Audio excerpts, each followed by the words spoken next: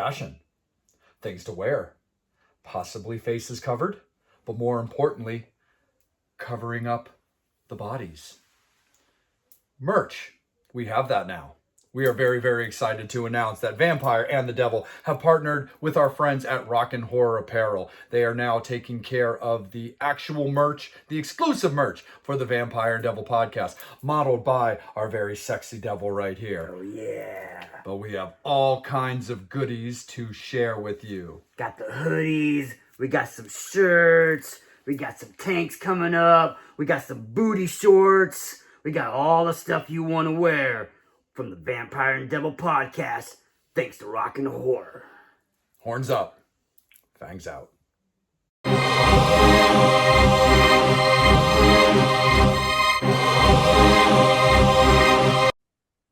All right there, Fangs and Infernos. Now, the one thing that we can tell you is that nobody has ever told you, nor will they ever tell you, that myself and our beloved devil are exactly what you would call conventional. And so I don't think there's anything better than to have a nice discussion about quite possibly the most unconventional guy that's out there.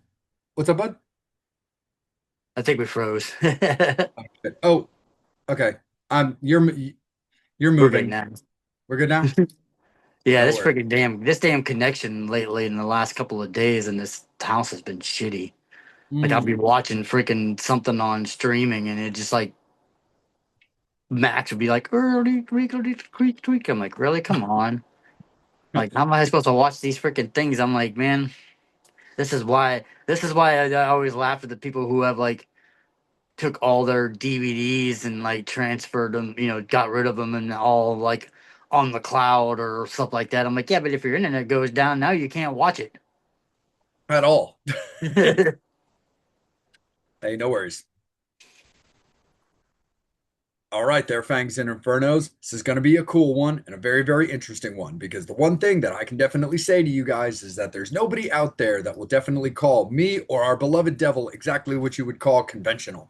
So Devil and I figured when it came to this particular episode, maybe it might be that time to discuss quite possibly the most unconventional director that there possibly ever was. And I know that covers a lot of ground, but this guy, between his writing style, his possibility of being an absolute genius, the fact that he's no longer with us, and also the fact of a lot of the scarring that he has long well documented to putting on people, we feel that it's a little time to possibly get a little ultra violent. As Devil, my friend, what do you say we talk about the late great Stanley Kubrick?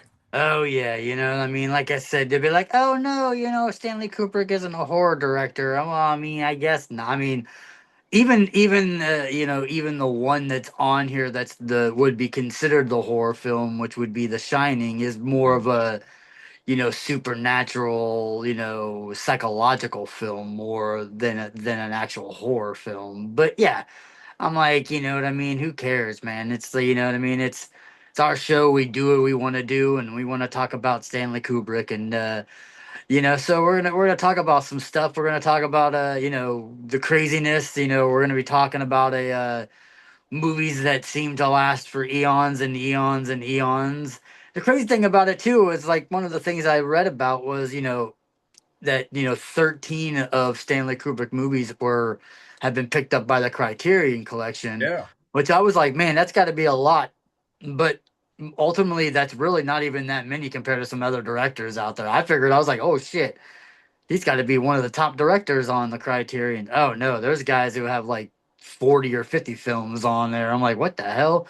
It's like, it's crazy. I'm like, that's crazy. I'm like, what the shit's going on? So I was like, oh, okay, maybe not so much. Maybe I thought, he would be up there in the Criterion selection, but apparently not. But yeah, they're going to be, when we talk about Kubrick, we're going to be talking about, lots and lots and lots of takes. Some takes may take longer than others, and, some things may be a little bit less. We'll talk about that, when we talk about the individual movies. And we're going to be talking about a lot of sore and taboo subjects and things that might offend some people, because he definitely was unconventional, and a lot of his stuff had a lot of stuff that was was it violent, was it not violent, or was it this or was it that? But you know what I mean, he's definitely push the buttons when it comes to stuff. But it's, like I said, he's got it all over. And when we talk about this, it's like, the next movie from the next movie are completely different movies. You know what I mean? He definitely has a style, and you can definitely tell when it's a Kubrick film. I mean, other Mhm. than the fact that it's, yeah, 16 hours long each one, but you definitely have that feel towards it, and it's crazy too, because as we talk about the takes and stuff like that, I was like, could you imagine, when they had bring these extended like Lord of the Rings Oh, editions, where imagine like them bringing out a film where it literally has like everything that he ever filmed. It'd be like it would take you a year to probably watch one of his movies. It's right. insane. Dude, it's crazy, Devil. I mean, even with the movie that we're starting off with, which is over 3 hours long. So, if you can just imagine, a directed cut and a whole lot of Kirk Douglas just in your face, all like all the time. But yeah, I mean, yeah, Stanley might not be considered a horror director, but also neither would I say Joel Schumacher, but that didn't stop us before, and this will be no different. But it's definitely going to be an interesting one because very much like when we had our Tim Burton episode as well, where it's like, yeah, I wouldn't necessarily go so far, yeah, as to call him a horror director per se. But my big thing on that, and which I still tell Fangs and Infernos to this day, is I was like, when it came to Tim and his specific style and his presentation, there's not a horror fan, alternative person, goth kid out there that doesn't love Tim Burton somewhere in some facet. And that was the main reason why I was like, you know what, I think it's important at some point for us to do an episode. And that was still such a fun one to do because even just with the simplicity of things like, Nightmare Before Christmas, Beetlejuice, Edward Scissorhands, just like those three alone, usually one of those is going to grab a horror fan somewhere. Same thing when it comes to Kubrick. As we jump into it, when again, when it comes to Shining, everybody knows when it comes to me. I mean, A Clockwork Orange is my favorite movie just in the history of film, and I actually keep it in my horror collection mostly due to the fact that it's just got so much crazy taboo things, and of which we'll get more into the breakdown of there. But again, let's go way, way, way, way, way, way, way back in time, and a little bit of clashing and Roman empires and armor and chariots and Spartacus. What do you think there, my friend? It was a very interesting movie, to start off. And Stanley did have releases that predated that, but this was just kind of his first real big, well-known film that he really took the reins on. And again, Kirk Douglas and Spartacus.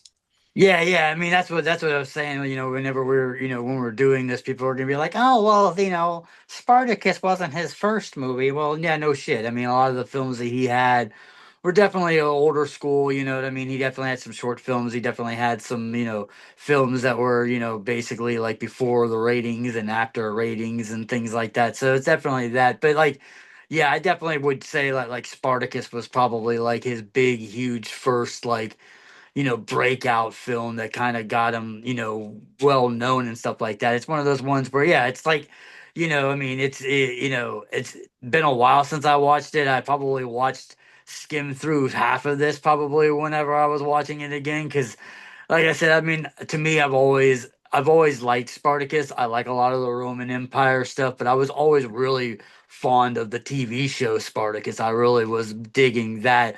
Where this is if you're going into old school kind of stuff, I was more into like Clash of the Titans and Yeah, things like that. Where it was, but I like Spartacus. I mean, like I said, you got a Kirk little bit Douglas more in this mythological. movie. You know what I mean? You know what I mean? It's definitely a fun and interesting movie. And like I said, it starts off because, like I said, a lot of the first, even when you look at those earlier films that Kubrick was doing, he was more of like that kind of like crime noir, kind Yeah. of like artsy kind of films, and like, this was a big production. You know what I mean? A huge, stuff like that. Where, I'm assuming that I didn't hear too many stories about the takes and the retakes and stuff like that when it came to Spartacus. I'm sure that, maybe that was, something that he did for, later on in his career, or, started when he started getting into like his geniuses. Because you got to realize, like, Spartacus is definitely a very well-known story. It's not one that's his vision. He's gonna direct it and he's gonna do it how he wants to do it. But you know what I mean? It's a story that, anybody who knows any of the history or, into like the mythological and the old school stuff like that, Roman Empire and stuff like knows who Spartacus is. So, he's not, it's not like he's, pulling out some crazy storyline and making it more insane. Oh no, absolutely.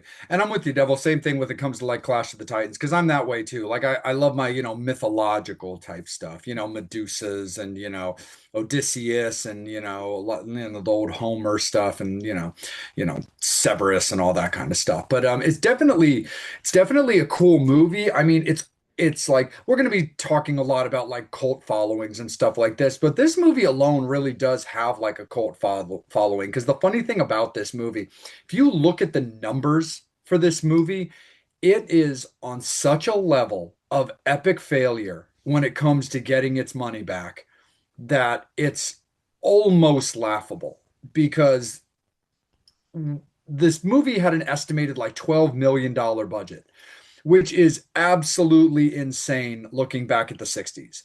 But at the same time, I'm sure there's, inflation and this and that's, that come into play when it comes to those numbers. And it's like opening weekend was like 80 grand and just gross worldwide was like a little over a million or something like that. So like the numbers of this movie have it so epically losing money that it's almost laughable. But there's not a person really out there who's genuinely into film that's going to be not only unfamiliar with Spartacus, but just Kirk Douglas in general. But it was really, really, I love the way this movie was always shot. I thought it was really cool. I like the color scheme for it. And don't get me wrong, like a lot of like traditional Spartan type, Spartacus type, gladiator things always had that very traditional color schemes of, browns, yellows, and golds, with a splash of like reds when it's, applicable. But I always thought that this movie was so super cool, and I always really liked the way it was shot. And again, numbers aren't always going to like speak for everything, but I always thought that, you know, Kirk did such an amazing job in this movie. There were so many people that I really kind of liked their roles in when it came to. I always really thought that, Gene Simmons, had a really, really cool, way that her character, shone through. And because I also find, and again, this is always going to change on the writing, on the director's style, but also just how film changes over the years. I love to sit back and kind of watch how, like, the emotions of people kind of come through when it comes to like a particularly old movie. I mean, again, you look at it now. I mean, that movie's 60 years old, which is completely insane. To have a conversation about a movie that's 60 years old. And don't get me wrong, we did our Universal Monsters movies where we're talking about movies that are almost 100 years old. Um, Going back to that. But still, it's just really, really interesting to watch like stylistic changes, but also the way a movie's going to be presented, just simply due to how film changed over the years. Yeah, for sure. And so, like I said, it's one of those ones that like I remember seeing this as a kid, but for me, like you know what I mean, like I didn't really, when I was getting into Stanley Kubrick and stuff like that, it was obviously more of like, was really, really, more of into like The Shining and things like that from Yeah. that time period, a little bit maybe even like Full Metal Jacket and stuff like that when it first started, and going, obviously going, oh my God, I really super like and love this guy's work, and go back and look. And then I remember seeing, things like that. So like Spartacus was always, always one where I always kind of went back to and watched a little bit. For me, like, even though like I said, he's got those older films and stuff like that. And even including, even like I said, even including Spartacus, to me, like my essential like beginning of Stanley Kubrick's career, for at least for my taste and for my enjoyment of his films, is definitely the next one he did, which was Yeah. Lolita. Like I said, that one was always like the one. And even going back and even watching it now, so crazy to watch this movie. Like I said, it's definitely a very 60s film.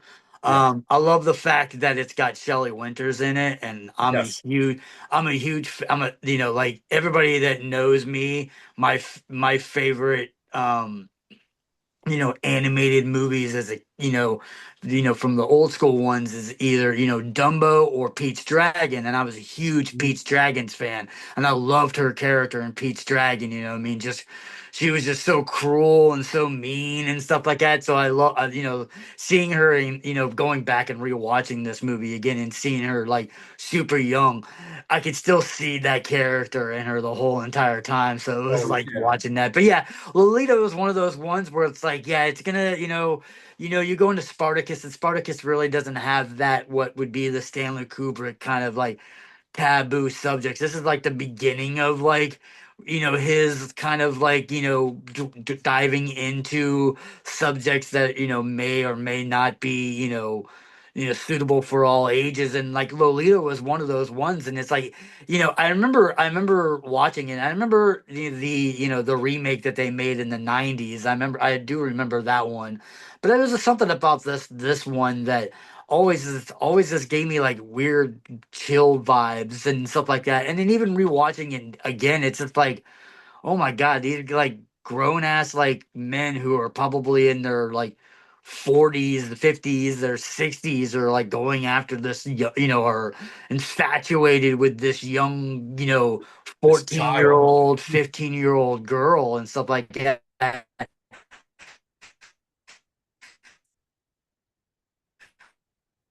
Yes, they're adults, they should know better, you know,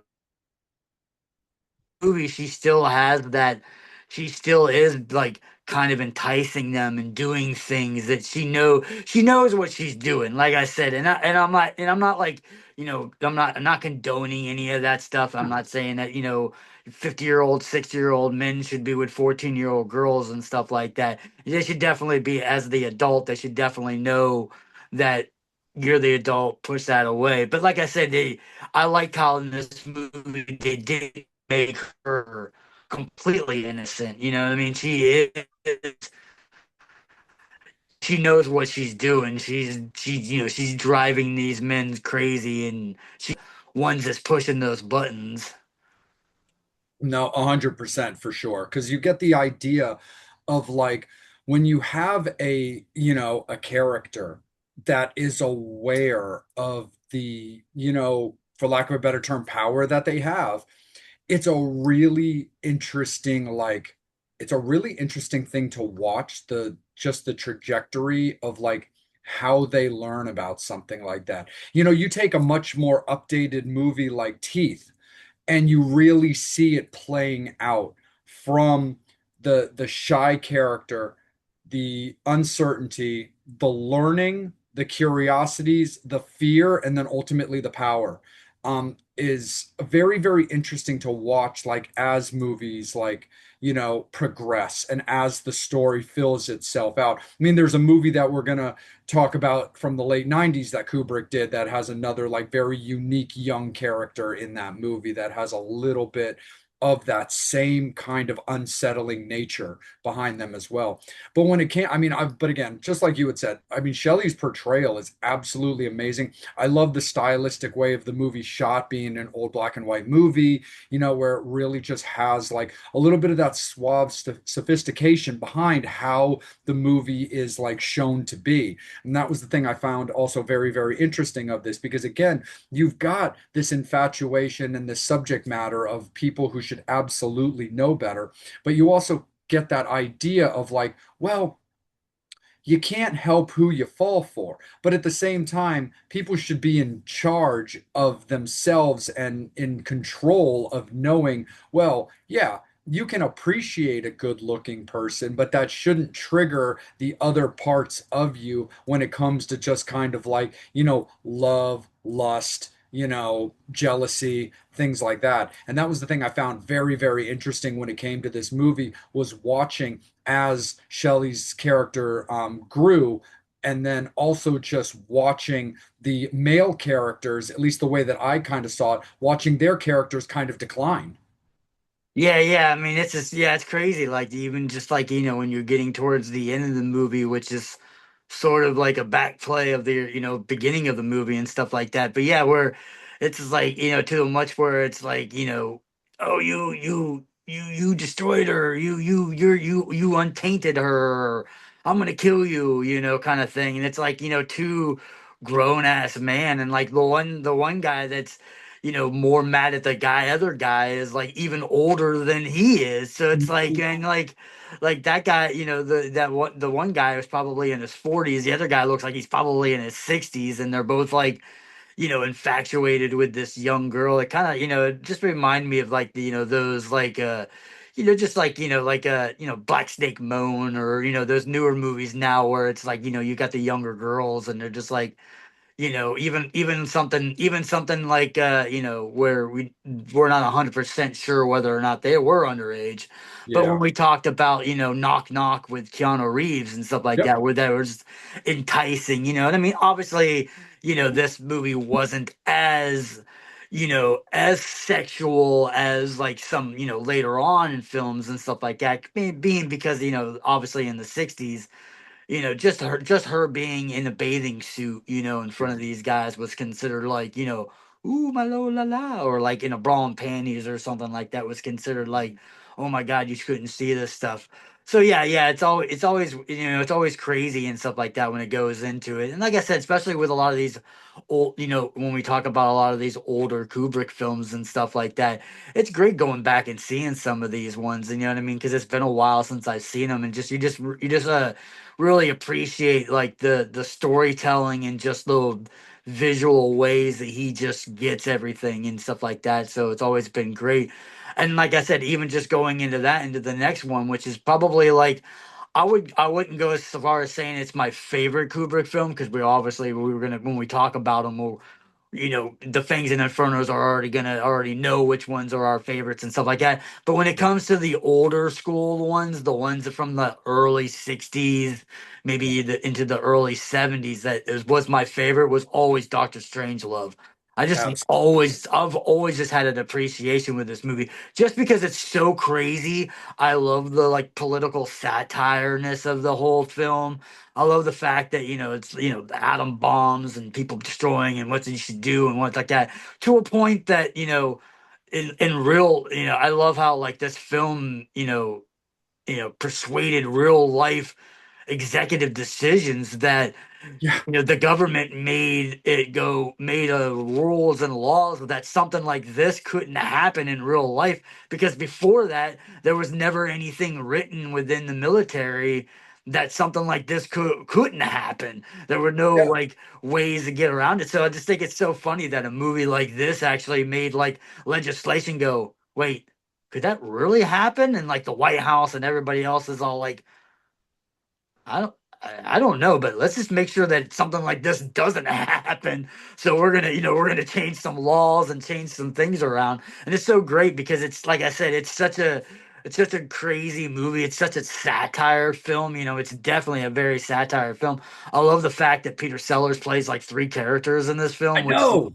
at the point was almost kind of unheard of, in the movie industry. I mean, nowadays you kind of see like that because we're used to, Adam Sandler and Eddie Murphy and all those guys playing. But back in the day, you didn't have a, especially, you might have had like a small, no name player might have played two or three parts, like Yeah. that. But you never really had like a big, huge, major, which would be considered a major actor playing that many parts in a film. Right. It's kind of like when oh, the sun.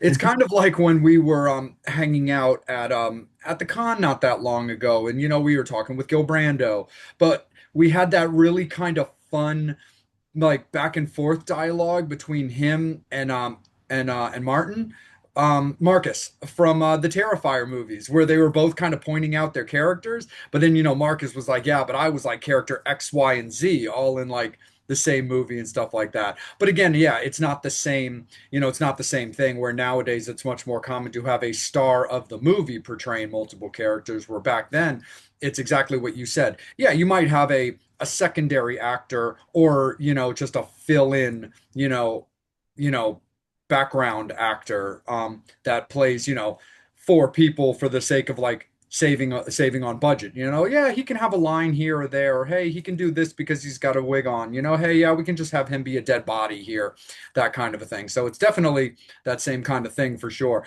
But no, Doctor Strangelove is a crazy fucking movie, dude, because the other thing that always made me chuckle about the movie, just as the years go by and I just kind of look back on it, despite all the real life things that it did change, is the black comedy, the satire behind just the title itself, where it's like, how to just basically just Doctor Strangelove, or sit back and understand you're going to get blown to pieces and accept it. Where I'm just like, that is an absolutely like crazy like concept to me. Where I'm like, to have like a secondary title of basically stop, how to learn to stop worrying and love the bomb. I'm like, okay. Um, but again, it's that same kind of interesting thing where, especially where Kubrick is still coming up an as a director, and his movies are gaining traction, but they haven't quite popped yet.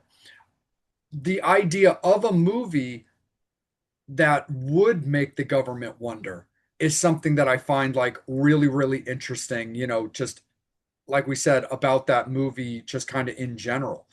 I mean, you've got like the aircraft that's going on with like attack flights throughout like the movie, and then you've also got like the idea of like the Pentagon war room, which is actually one of the scenes that I really really like in that movie, just kind of like that dialogue, that understanding of like everything that's kind of going along behind the scenes, where us as civilians wouldn't really know what's going on, what's being said, or how those decisions get made, is just something I really, really found particularly interesting, especially when this is, when it comes to Kubrick's first, delve into a military based, like, directorial role, where again, he gets to, exaggerate on that, and even to a certain degree, kind of, extend on that in later films. But just the idea of like how these like attack movies, these war based in the thrill of battle, type of stuff really plays out, and not drifting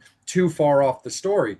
Because the thing about this movie, you really kind of have to be watching it, because it does have the ability, you do have the ability to get lost to it, because it does, at least in my eyes, it has a very documentary-ish feel to it. And I kind of think that has a little bit to do with why the government literally did kind of look back at this casually and be like, I wonder if this is a precursor to things we should just casually be prepared for, where movie is 100% a film, first and foremost, top to bottom, left to right. But you kind of can't help but wonder how close to real life that could get. You and I have talked on previous episodes, as well as completely off the air, like many, horror fans have, about a movie like Cannibal Holocaust, where that director was 100% going to jail, if not going to death. And it, because the movie was so realistic that he was like, no, here are all the actors and actresses like into the courtroom, like, no, please don't commit me or kill me, they are alive and well and fine and right here. But yeah, it's that same kind of thing where it's just a really really interesting movie, where you really do have to watch this movie kind of dialed in, so you don't fall off the cliff, because it definitely can happen, because it really has a very unique seamless back and forth transition from film to documentary feel. Yeah, I mean, like I said, one of the, I mean, like when it comes to the film, one of my favorite parts, yeah, like you said, the war room. I like when they're bringing in the guy, like, You can't bring in a Russian commie. He's gonna look at all, he's trying to grab all the papers and stuff like that. It's like, you can't allow this guy in here. And I love the craziness. I mean, even just like I said, the guy is all in the thing, like, oh, it's telling us that we need to drop these bombs. Really? I thought these were supposed to be thought we were just this was supposed to be just a test or something. Like, oh, no, no. And then, you go in and stuff like that. But I love the fact that, precursoring, this movie into, a movie that, Kubrick does years later, or, not that, not many years later, but years later. I think it's funny that, that Stanley Kubrick at all together has worked with Darth Vader on both sides of Darth Vader because I mean, obviously, people who have watched the movie talk about Clockwork Orange, Yep. and the caretaker for the guy that he put in the wheelchair is David Prowse, who was Darth Vader, who was the guy behind the Darth Vader Yep. outfit, and then James Earl Jones, obviously in this movie was the voice of Darth Vader. So I always found that funny that he kind of worked with Darth Vader pre, both actors of what would be Darth Vader in the original trilogy. So I always thought that's funny. But to me, I always thought the ending of this movie was the best. I just love the guy just we can't drop the bomb. There's only one way to do it. So he just drops it, puts on his cowboy hat, and rides it like a like he's riding a bull or something like that. That scene is so Yahoo! insane. Totally, devil. And that movie is so, like, honestly, ridiculously ingrained in pop culture. I mean, it is crazy the amount of things that I have seen that scene, just interspliced in, all the way up to like The Simpsons. And, you Yeah. just watch Homer just getting his atomic bull riding on. But it's definitely, and it's kind of one of those things too, where like it kind of sucks to be like, oh man, the best scene in the movie is the end. And I'm like, well, the endings of movies are so important to just overall success of movies. Yes, especially when you look at a movie like Psycho. But like it's such a strong, iconic scene that it's a little crazy to be like, damn, man, that's the best scene, and it's all the way at the end of this just like epic movie. But again, the movie is very well done collectively. But at the same time, sometimes you just got to build up that anticipation to when a guy just kind of says, fuck it. Yeah, I mean, that's a good segue too. I like, like I said, when you talk about, movies that gotta have a strong start and a strong finish. And what does Kubrick do? Say, fuck that kind of bullshit, with this next movie. I mean, I love 2001 Space Odyssey. I think it's probably one of the greatest science fiction films ever made. Like it's just so ridiculously stupid, yet just ridiculously such a great movie. But it's one of those ones where, like you said, yeah, and we were talking a little bit off the air about it, but it's one of those ones where like you don't really know what's going on, and that's kind of the purpose of the film. Is if you could understand it, then you really shouldn't know what's going on. I mean, to a movie where in all honesty, you have which people who've seen 2001, it starts off, beginning of time, with us as apes and stuff like that, and, but like what movie has that's it's a good, let's say it's a good 2.5 hour movie. The first 45 minutes of the movie has almost no dialogue whatsoever until you get into the space station with the stewardess.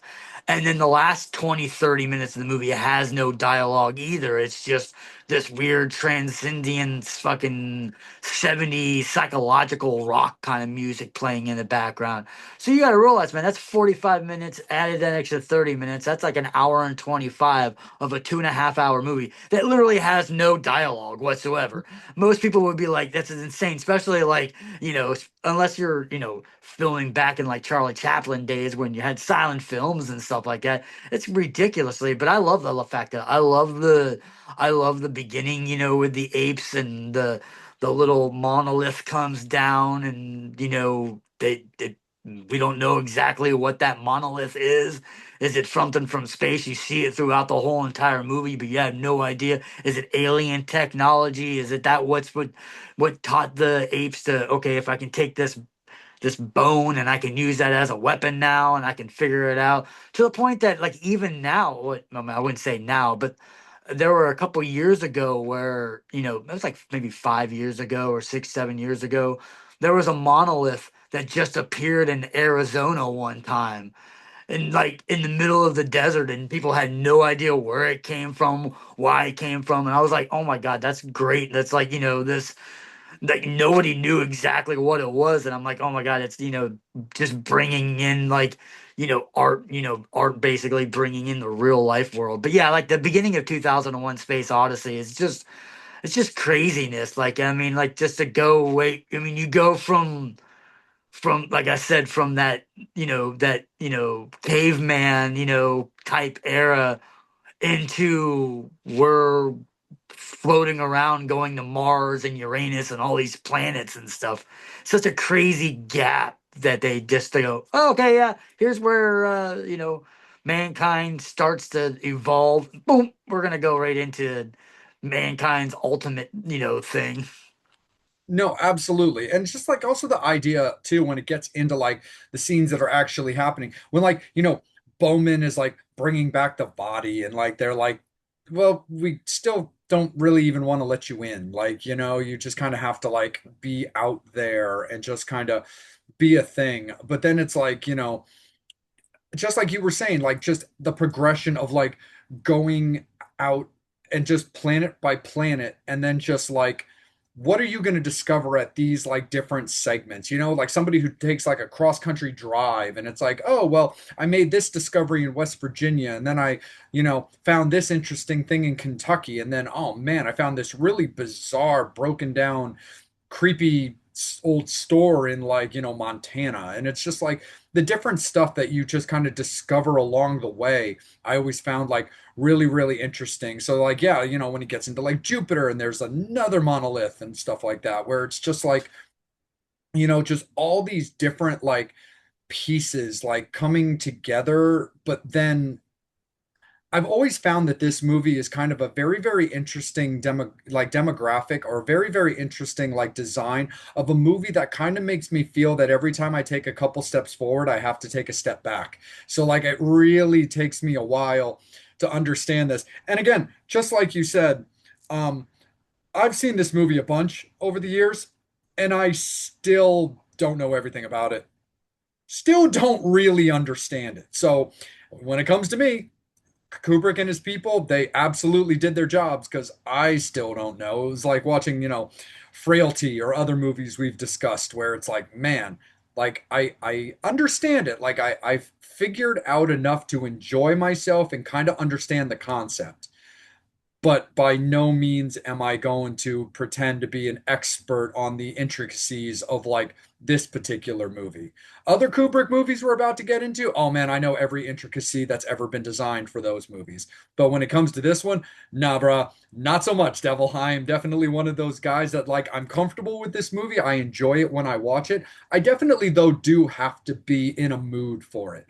Like, as much as I do love, again, everybody knows that like Nosferatu is my number one favorite vampire, and I really do love the original silent film and watch it on a regularity, but that's more conditioned to my particular style.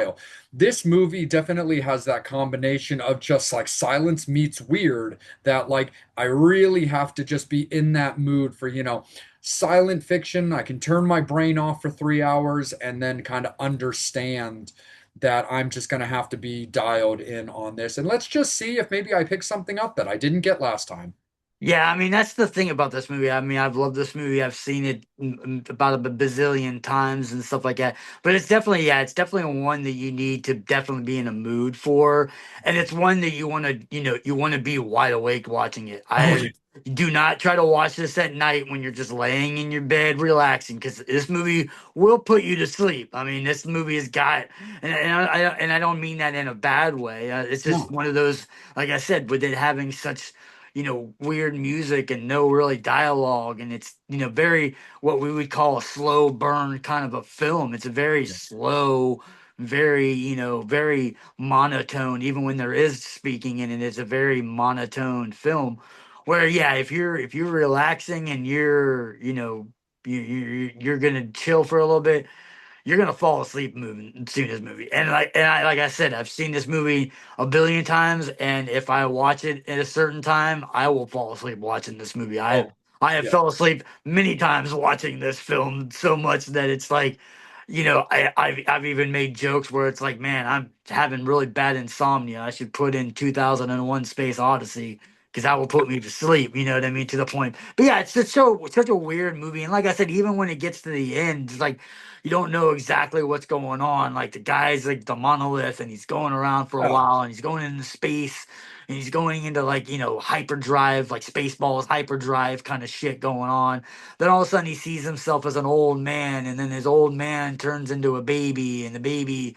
I mean, a lot of people think that what it is was like he basically transcended himself and now he's like a all knowing being and stuff like that. But yeah, it's really like I said, whenever I explain to people like, yo, what is it about? I'm like, it's a space movie that takes you on an adventure that by the time you get done watching it, you have no idea what you just watched.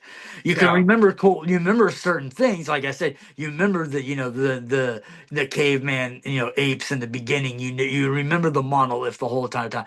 You remember them going into the space and stuff like that and doing all this crazy stuff. But yeah, you remember like some weird ass like fucking acid flashbacks flying around in you with weird like 70s upbeat freaking jazz and shit going down. You remember all that, but then again, it's like, you go from that to all of a sudden you're like, what was it? And you're like, I don't know. That's why it's called a space odyssey. You know what I mean? It's not supposed to be, like I said, it's not supposed to be meant to be what it is. But like I said, it's up there. It's one of the ones that like if you're gonna, it's the I think it's the first big movie of his that people will claim they're Kubrick fans. You know what I mean? Like I said, I mean, granted, like I said, I love Lolita and I love Doctor Strange Love and stuff like that. But 2001 Space Odyssey is that one where, it's those movies where, like, if you're a Kubrick fan, you're going to talk about certain movies, and one of Yeah. them is going to be 2001. Whether you like it or you don't like it, you're always going to have that as it's just an image of he just did something that no one's ever done before, and it's just Yeah. such a breakthrough film. And then you go from a little space odyssey to some ultra violence, a little bit of the in and out.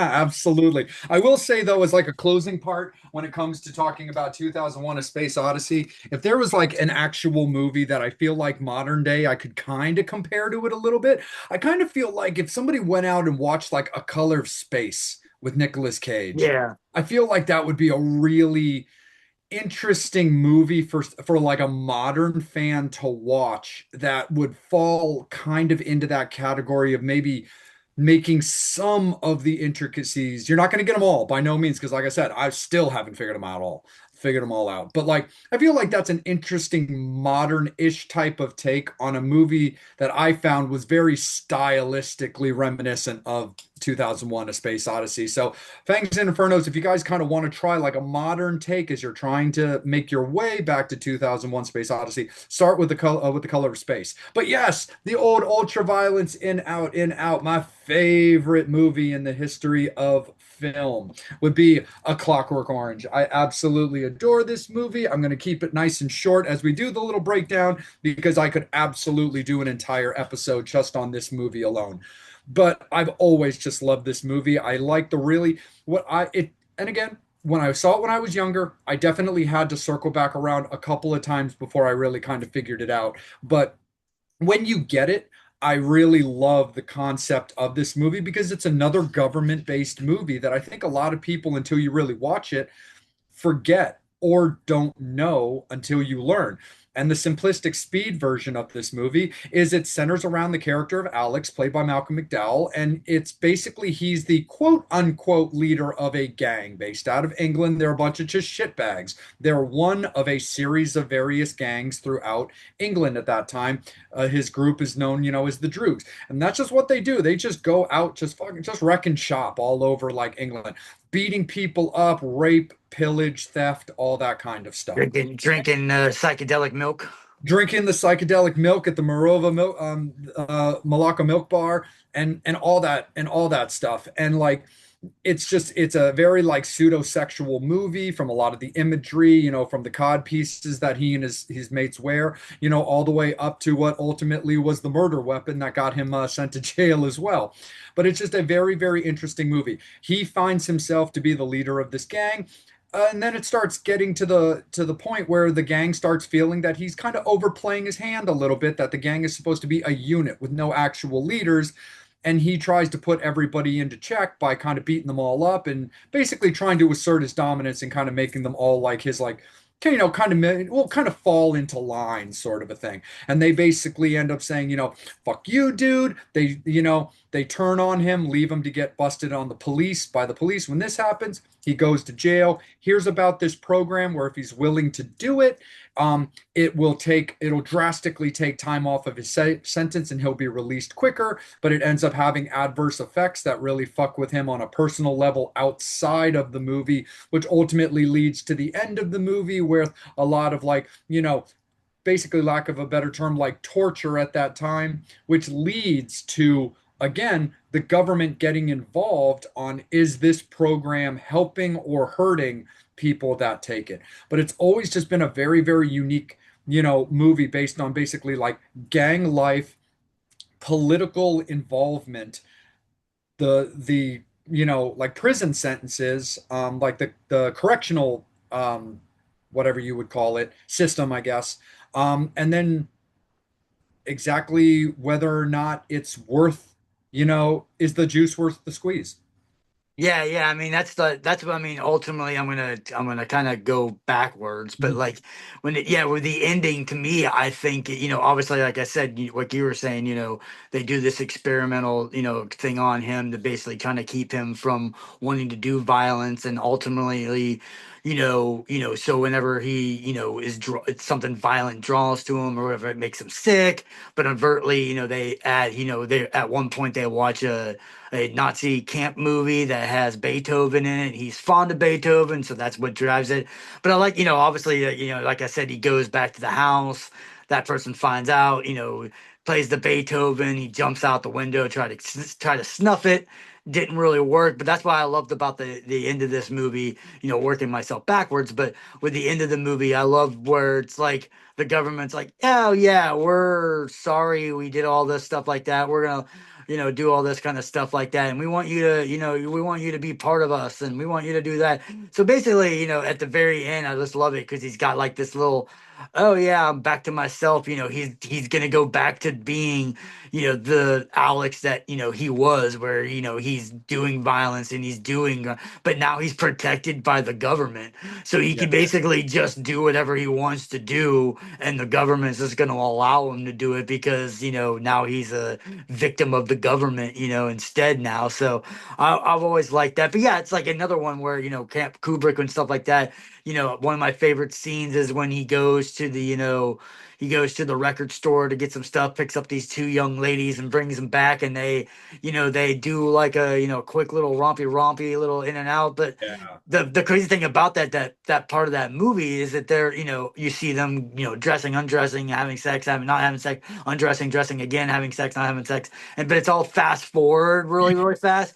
But it was actually filmed in its really entirety, so they said like that whole entire scene legitimately is like 45 minutes of them just basically having sex, even though they weren't really having Yeah. sex in the film, but like they were, filming everything and then just do it forward. So I always thought that was kind of funny. But yeah, I just love the, I just love the, the craziness of this movie where it's like, yeah, you got the, him, coming back to his house and his room is rented out to another person and the mom and the dad and stuff like that are all like that. And anybody who has gone gone through Stanley Kubrick's films and watched maybe Clockwork Orange after they've seen movies like The Shining. If you've seen The Shining movie and everybody who's seen the movie The Shining and the twins, the dad who Grady, who killed his kids and killed the twins,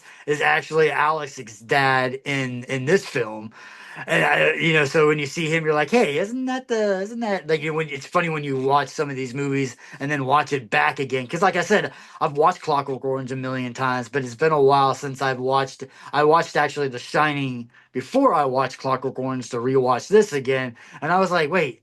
Isn't that freaking Mr. Grady? Isn't that the dad from The Shining? I'm like, oh shit. I mean, not that it doesn't make not that doesn't make sense because like a lot of the directors that we like to talk about, with it being Rob Zombie and Kevin Smith and all these guys they like to use. Stanley Kubrick was definitely one of those guys too, where he liked to use a lot of the same actors a lot of times. So with that, but yeah, I mean, like I said, I mean, and I would probably say my favorite thing about A Clockwork Orange is so weird that like um, and it's not a diss to anybody, and it's not, and, this isn't meaning to be mean to anything or to people who are not in the scene. But I feel like Clockwork Orange is one of those movies that anytime I've ever seen, it's predominantly in men who Yeah. like Clockwork Orange, which understandably with all the ultra violence and a lot of the rape and stuff like that that's in the film, it's definitely very trigger warning. It's definitely Yeah. very brutal. But I found like the women that do watch this are all horror fans. Yeah. If you find anybody who's mostly into like drama movies or comedies and don't really particularly like the horror genre or really don't watch horror genres, most of them have like every time they've not that they haven't seen A Clockwork Orange, but if you talk to them, like, oh God, I hated that movie or stuff like that. It's so weird that like I found that that the women who are into this film are predominantly more into the horror genre. And like I said, especially somebody being, I mean, the younger ones, you got to realize, I mean, like as bad as this movie was. I mean, if you take this movie versus a movie called like Irreversible, you know, Yeah. is this movie is like a Disney G movie compared to Reversible. You know what I mean? So Oh it's yeah. like where, especially when it comes to those scenes of what of that those natures and stuff like that. So it's definitely things that even watching something like we've talked about it with with Devil's Rejects and stuff like that with some of that kind of stuff. That's even a little bit more kind of pushing the envelope and violent versus Clockwork Orange. But you got to realize, man, at the time of the '70s, man, Oh yeah. those scenes of that ultra violence, that they do throughout this movie, between coming into the house and singing in the rain, which I think is one of my favorite parts of the Dude, movie, that and pissed off so many people. yeah, and That song. ultimately, and the greatest thing about it is it's a scene that ultimately that's what everybody remembers him singing in the rain while he's torturing these people, while he's kicking, and it's a scene that we pretty much almost really didn't get. It's all improv. Yeah. Stanley Kubrick was like, hey, we need something else. This is getting a little bit too. We need something else to help this violence and help this around. He asked Malcolm, do you can you sing and can you dance? And he's like, yeah, a little bit. He's like, you maybe do something like that. And the only thing that that Malcolm knew the words for was singing in the rain. So, they did that scene and Stanley Kubrick loved it so much that he spent at the time, I think it was like $80,000 or something like that to get the rights, but at that time it would have been like millions and millions of dollars Yeah. There would have just been a so they lot of could have the zeros. rights to the music because he made that scene so much better by Yeah. doing the singing in the rain and made it more menacing because he's doing all this ultra violent stuff. He's getting ready to like he's beating the shit out of this old guy. He's getting ready to to rape his wife or whatever like that, and he's just singing in the rain. I'm singing in the rain. It's He's just like it's just like so maniacal, like just shows you the evil sideness of him. And like even to the point where you're talking about when he, the ultimate the woman that he accidentally killed, well, doesn't accidentally kill, but kills in the movie. He kills her with a big giant ding dong statue thingy and stuff like that. It's so crazy. It really is. And the crazy thing too about that scene, like you were saying about with the singing in the rain thing, is like I'd said when you were getting into it, that genuinely pissed so many people off because you're using this song in what ultimately has is a very well-known kind of legendary scene, even for the sadness and the triggers behind it. You're using a song that's genuinely beloved from another iconic scene and movie in the movie Singing in the Rain with Sinatra, where Yeah. he's doing just that and he's swinging on the lamppost and singing and dancing in the rain. So that was the thing that was also so crazy because I remember hearing about that, how genuinely upset that actually made a lot of people that you're using this happy beloved song from this amazingly happy scene and now you're putting this just horrific like twist on it. And a closing thing that I'll leave the Fangs and Infernos to, not only just to kind of fuck with your sensibilities a little bit, but also just for the sake of like, hey, it's a very interesting thing, is so the thing about A Clockwork Orange, the film, as messed up as it is and how like crazy and triggering it can be, the book itself from Anthony Burgess is actually even more twisted. It's a Oh book yeah, it's even that more messed that up. I've read many times. And there's two things that I'm going to focus on.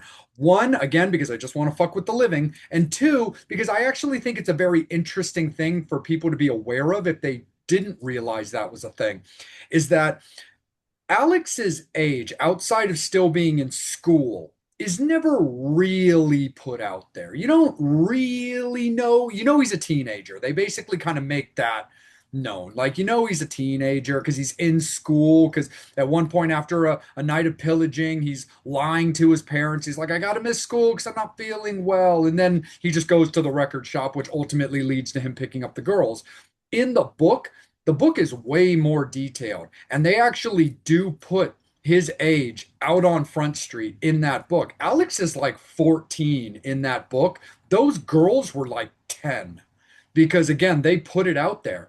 So it's really crazy to even have a concept like that, like going back to when we were talking about Lolita, that Anthony Burgess in the book has this just absolutely jacked way of looking at the youth of, the world and what they may or may not do if left to their devices.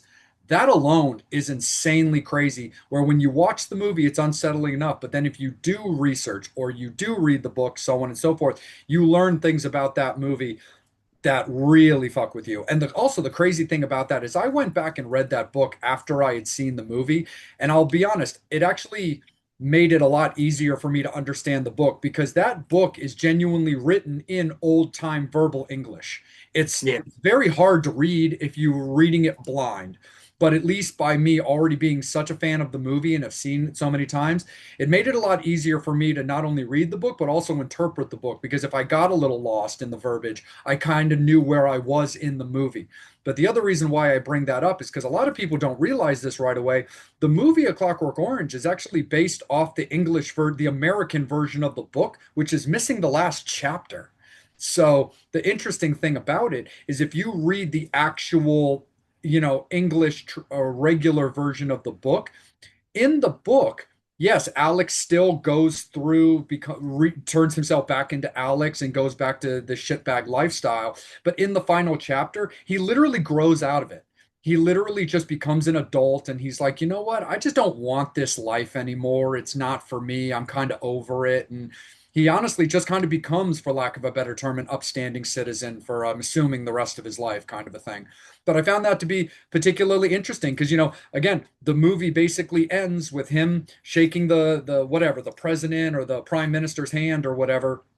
And then it literally ends with just a good old fashioned like hot tub orgy as you see that he is just going back to his old self and is just going to be, another detriment to society.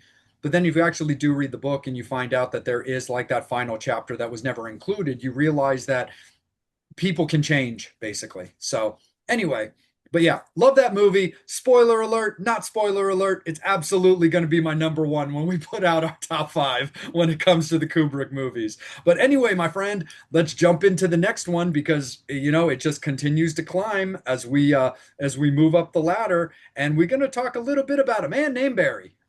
Yeah, speaking of going up in the ladder, we're gonna go up to the ladder and we're gonna work our way up to the east side. We're gonna get us a little piece of the pie. We're gonna get up to social society and and snob our noses at people and talk a little bit about Barry Lyndon. You know what I mean? It's such Absolutely. a another one of these like I said, he kind of goes back into that more satire kind of feel to it.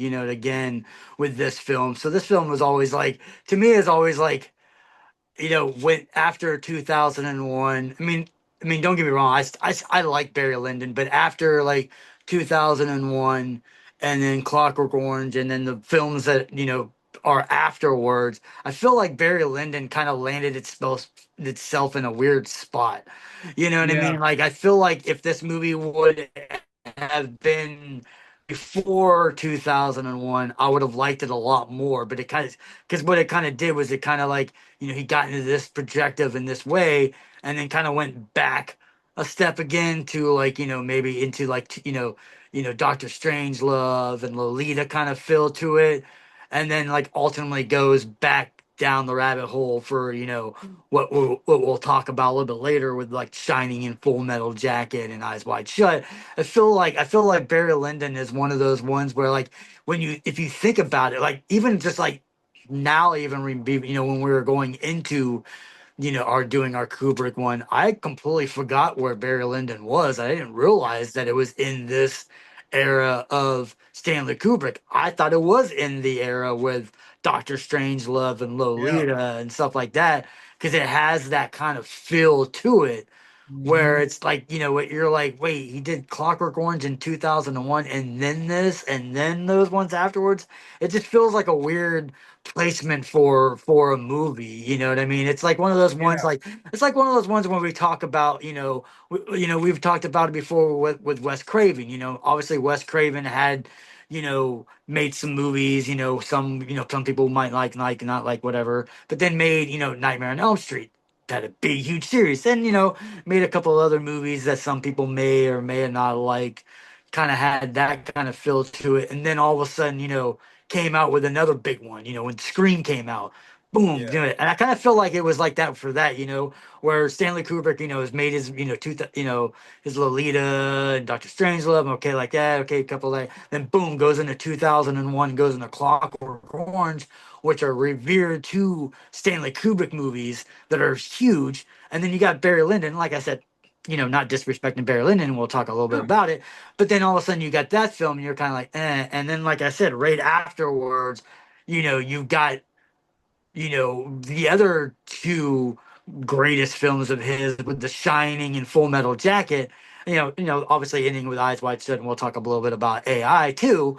Yeah. But yeah, I just kind of feel like this one was just kind of weirdly placed. You know what I mean? Where it was like, okay, maybe I'm known for doing this kind of stuff. I want to kind of go back to my old school roots. And when he goes back to his old school roots, you're like, should you go back to your old school roots? And maybe someone was like, yeah. And then he was like, you know what, screw it. I'm going to go back to doing what these last two films were. And, obviously, like I said, when we talk about The Shining and stuff like that, it kind of goes back to what Kubrick was known for. So it's just a weird placement of this movie. Like I said, I've always watched this movie.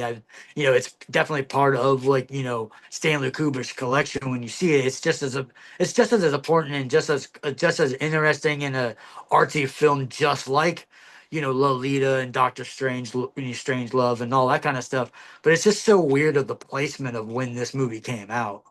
It is. It definitely is, Devil. Because yeah, like the four most iconic movies that Stanley is known for, and it's funny because like I see it's very common in physical media now to find these little like four packs and stuff like that of like movies for an actor or movies for a director or things like that. But I always am like it's pretty much the same four movies that are always going to be in that movie. Or, Odyssey, Orange, Shining, jacket. Like that's just kind of the way. And this movie literally is right smack in between the four movies that you consider to be the iconic movies. And you're right. As much as it feels like this movie should follow, you know, 2001, it is very strangely placed right smack in the middle because I do feel even I had to had to remember. I knew that those four movies weren't all in a row, but I definitely didn't remember them to be literally broken up down the middle by Barry Lyndon. I really could have sworn we were going to talk about Odyssey, Lyndon, Clockwork Shining Jacket. So it was really, really interesting. And it's funny because it gives me, and this is not meant in a negative way, it's just stylistically feels that way. Where when we were talking about Odyssey and that having that feeling of like two steps forward and one step back, this kind of gave me a little bit of that feel. Not because it's a bad movie. I love the way the movie's actually set up. Because again, we talk a lot about anthologies, and I love anthology feels or stories inside of stories. As much as I can't stand, found footage design because it's hard for me to stay in the fantasy when I'm watching it through another person's camera or that way. Things that are broken up storyboard style always kind of appeal to me. And I love the whole part one, part two, and an epilogue for Barry. But yeah, it just has that feel. You really would think just the way the movies are designed, that the flow and the swing would be that of Odyssey, Barry, and Clockwork, as opposed to, Odyssey into Clockwork, back down to Barry, and then phew, off you go to Shining and Jacket. But anyway, that's just more nitpicking anything, just really just based off the style. But again, it's another adaptation of a book, from the 40s, and it's a really, really just interesting design movie. It's just the idea of like, you know, the stylistic design on this kind of like Western feel to it, and like, as well as just the general like design of it, where it's like, you know, I've always just kind of found that with Barry, again, you need to be dialed in on this one, but it does, in my opinion, have a little bit more story-driven feel to it, where you don't have to worry like too much. But the idea of like with this movie, that same kind of like money can't always buy happiness thing, where you've got these wealthy characters that are still dealing with depression and sadness and like where they want their life to go and do they really have everything they need is just a really, really interesting concept that I always have found tends to resonate pretty well and pretty consistently just with people in general. Yeah, I mean, yeah, I kind of always felt like this movie was sort of like I know it's not, but it's kind of like a precursor, less comedic version of like Trading Places. I've always kind of Yeah. felt like, obviously it's, set in a different time because it's more of like the aristocratic and stuff like that. But I always kind of felt like this movie, like I said, it's one of those ones where like I said, again, it goes back to watching it. It depends on when you watch it. If you watch this film after watching, Spartacus and Lolita and Doctor Strangelove, and then you watch Barry Lyndon, you'll enjoy it more, I think, than like you said. If you go, I feel like that anyway. That's why whenever I was watching, I was kind of jumping new, old, new, because I feel like Yeah. because I kind of feel like if you watch you watch if you watch, like you said, the core four that more people, if you watch Eyes Wide Shut, you know, Eyes Wide Shut, Full Metal Jacket, Shining, and Clockwork Orange, or not even Eyes Wide Shut, we'll just say 2001, it's like that. If you watch those films and then watch the older ones, you're not going to enjoy them as much because the older ones are going to seem a little bit more not as like polished and or not as not as entertaining and stuff like that as much, where yeah, I feel like it's just like one of those ones where like yeah, if you were to watch this movie, like I said, it's such a weird, like I said, it's such a weird placing of the film.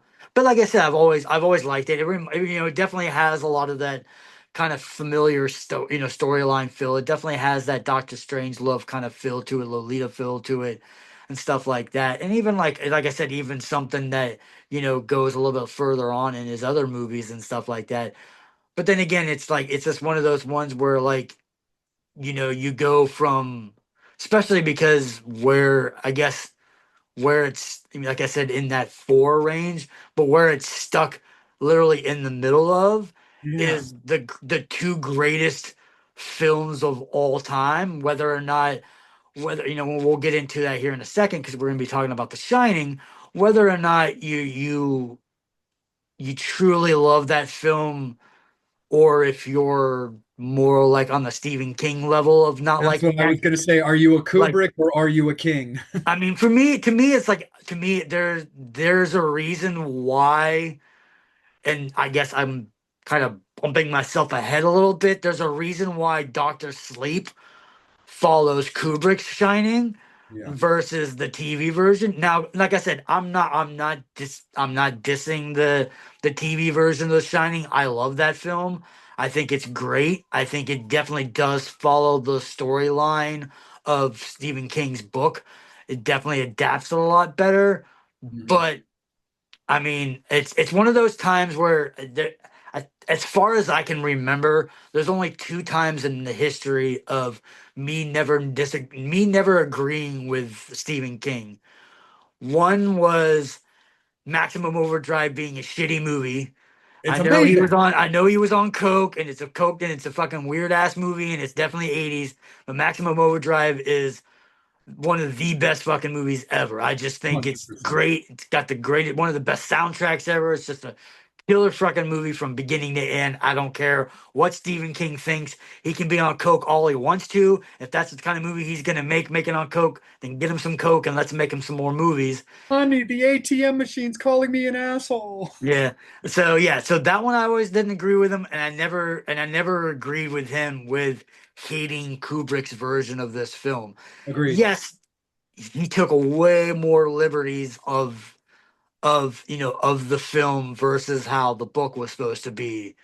But like I said, even with that TV movie, and even with anybody out there right now, anybody can make even the greatest director out right now, like whether it be newer guys like, like Rob Zombie or Eli Roth, or, the Jordan Pills, or the old school ones like Quentin Tarantino or some Kevin Smith.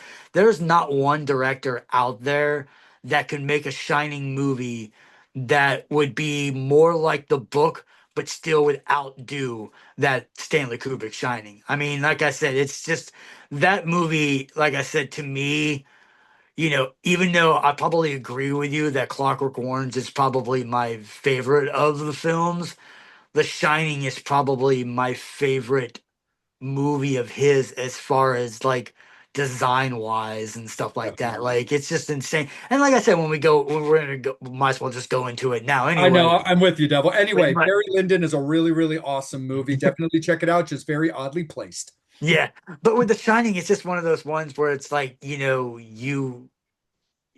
that's when I mean, I'm pretty sure with Clockwork Orange, I remember hearing some stories about, with him doing the multiple takes and stuff like that. I feel like a lot of his genius came more from The Shining and on. You Yeah. know what I mean? When he started doing it. And obviously everybody knows the story of, obviously at least you should know the story of Jack trying to chop down the door with Shelley Duvall behind there, and that they did it fucking like 7 billion takes of that, and basically drove her almost insane. Which I mean, at one point, I mean that's the thing about obviously with Shelley no longer being with us and stuff like that. But she did come out and say that at that time how it was traumatic, but then years later, kind of understood why Stanley works that way. And that's the thing about even just an iconic scene like the elevator scene with the blood. Yeah. That was shot, I think they said they only did it 3 times, but it took months and months to do it. Yeah. And the fact that they had to lie to the movie board to tell them that it was rusty water instead of blood because you couldn't show it in the trailer because it was part Yeah, of the trailer and stuff like that. But yeah, like I said, to me, I mean, and The Shining was one of those movies where I remember that being the first movie when I was younger that ultimately just scared me as a kid. yeah, I don't know what, and like I said, it wasn't until later on, and even when I was a kid, like, what I gotta give props to. I'm trying to remember if it was my cousin or just a friend of the family that watched this babysit. She basically like gave me an ultimatum and said, "Hey, if you watch this movie, I'll let you do whatever, eat whatever you want, kind of do whatever you want." Because I remember just being scared of this movie. She's like, "No, you got to really watch this movie." And like ever since sitting down and watching that movie and just experiencing, because like I said, I remember seeing it as a younger kid, but this yeah, was probably I was probably like maybe like 10 maybe at the time when they did this, and just made me appreciate that movie so much more when I watched it. It didn't scare me. It still gave me kind of like, the willy gillies and stuff like that, but like I ultimately saw it a lot more than what I was expecting it to be as a horror film, to the point that like, yeah, I mean, it's just, one of those films where it's like, yeah, it's just craziness and stuff like that, to the point where like, even the iconic scene when you look at it and hear the story about like, obviously at the end of the movie, you see Jack Nicholson's face, and he's with the party from 1920s and stuff like that. And the picture is a real picture. It's a picture that apparently their set designer or somebody found from the 1920s, and they just superimposed, which, I mean, nowadays you'd think, okay, that's easy to do with AI technology and all this shit like that. yeah, I don't know how they did it with just cutting, his Jack Nicholson's head off on a piece of paper or something like that with a photo, and putting it on there, and just makes it seamless. Because you look at that picture, it's like yeah. when you hear that story, you're like, there's no way. Like they had to have reenacted that picture for the movie, and it's not.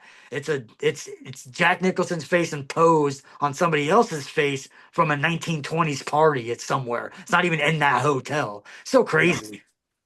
Yeah, and it's crazy too because like, he's doing like the Baphomet, pose in that movie, with like the hand up and the hand down, and it's just really really interesting. And I've always just loved this movie is because like it's that same kind of thing because like it's just what does isolation cause? And again, this is another movie that just has another scene that's been so ultimately recreated in pop culture, being the Frozen scene at the end.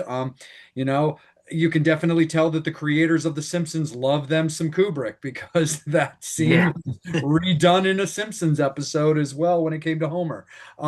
But anyway, I love the concept of this movie, and I'm definitely win there. All hail Maximum Overdrive, but also I always did. And again, it's not my sandbox. It wasn't my book, it wasn't my work.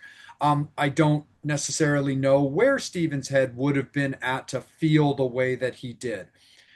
Um, I understand that the ending doesn't match, and as a writer of a book, for your ending to be changed, I'll give him that one. I really will. I can kind of I can't hate on the guy for that. But there's so many intricacies, so much stuff that hadn't been done, and so many deep dives that for, you know, other people to always be on those various sides of the coin of can a movie ever actually be better than a book? It really just kind of varies when it comes to all of that. But yeah, I've always loved the concept of this. A very, very kind of simple start to the movie of this family going to the hotel, him get this gig where he's like, look, basically you're just a caretaker. You're just going to be here, just kind of making sure that things are okay. But it's the Colorado in deep winter. Like it's nobody will be here. And it's just, being when you don't have various ways to just kind of, you know, distract your mind or whatever, he liked the idea of it could allow him to concentrate on his book. But at the same time, when you don't have any other kind of outlets, when you only can talk to the same two people, and one of them's literally your like little child, like what real conversations can you have with your little child?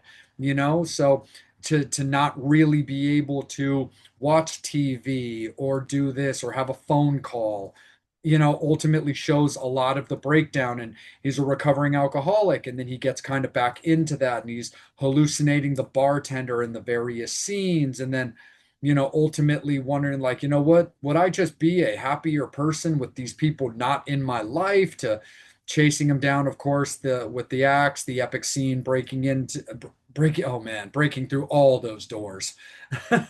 And so much expensive, so many expensive doors. And then ultimately leading to just the final big chase where he doesn't find his family and he ends up turning into a statue, so on and so forth. But it's a really great, you know, story and story arc of just inner demons mixing with isolation. And yeah, I mean, The Shining, it's I think it's an amazing film. Yeah, yeah. I mean, the but my I think my three, I guess, like funny moments of the movie or things that I think about as much that I find amusing is first of all that Jack's name is Jack and Danny's name is Danny. Hmm. So it's like, okay, they're just gonna use their real names in this film like the whole time. Like But there's some Shelley has to be a Wendy. I know, then all of a sudden she's got like a completely different name. You're like, what the hell? I think it's funny that they hire Jack as this caretaker, but you never see him do anything No. except for the wife. Wendy's the one who changes the things around in the furnace and does all that kind of stuff. He's just basically there writing the whole entire time. So I'm like, wait, so you got a job. Obviously, you bring your wife and your family out to this job because you're going to be here for a while and you're not going to do any of your job.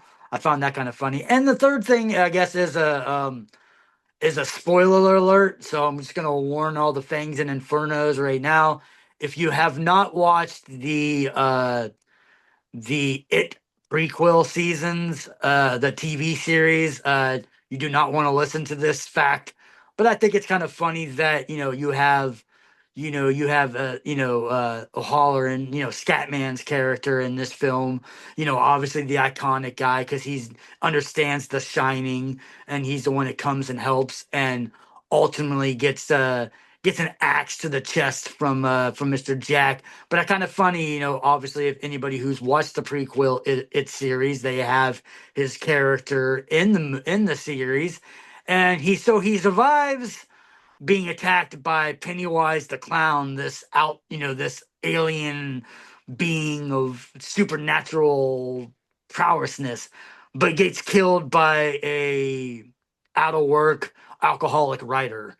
Right. I always found that kind of funny in this movie where it's like even because like in the end of the anybody who's watched the prequel, like the end of that of series, the first season of that series, they talk about him getting called and asking about this job about going and being a chef at the hotel, and you're just want to be like, no, don't go there because Jack's gonna kill you eventually. 60 years later or whatever it is. But I always found that funny. But yeah, it's like just little things in Ultimate. Anybody who's obviously the riding the bicycle down the little tricycle little thing.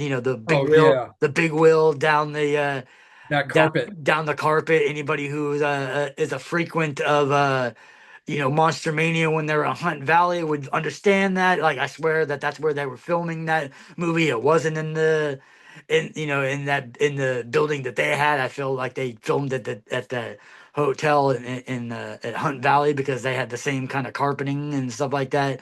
But yeah, I was like I said, I mean to the point where you've got the twins and stuff like that in this movie, which we got to meet and stuff like that are super iconic and stuff like that. It's such a great movie. There's so much stuff that like has been, like you said, even not even just with The Simpsons, but just in general pop culture that people use from The Shining and stuff like that.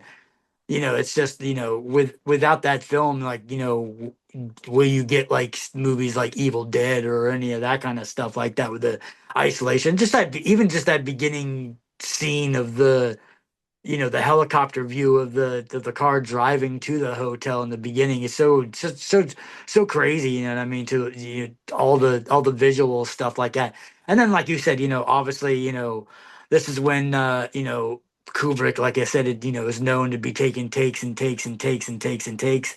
And that kind of goes into the next movie, the Full Metal Jacket and stuff like that, which is to me is probably one of my favorite war films, especially Vietnam War films. And it's such a weird, crazy movie because, like I said, it's done so different, weird that it's like, you know, it's almost two movies in one. Where Yeah. the first half of the film feels like, obviously is the basic training and doing all that guy, and then obviously the war part of it. But yeah, I seen, obviously everybody knows that, Gomer Pyle in the film and stuff like that. I saw him talking to the actor talking about his scene, and they asked him about Stanley Kubrick, and he was like, "Yeah, the scene when they were the people are beating me with the soap. We did that three takes, but yeah, I really didn't get that much because obviously his stuff was filmed later, and that's how they got it because they actually filmed the way that this movie was filmed was the Vietnam stuff was all filmed already. Yeah. Then they went back and filmed all that. So that's whenever they were asking, people asking Vincent D'Onofrio how he got it. He was friends with Matthew Modine, and they were talking about making this film, and they're like, yeah, we filmed half of it. Now we're gonna go back and film the other half, which was and he's like, you should come in and read for it. But yeah, he was talking about other people in the movie he said he watched, he's like, he didn't say who the actor was or what scene it was, but they made him do it 70 times. And he was like, man, I'm so glad that I didn't get killed with that, that wasn't me.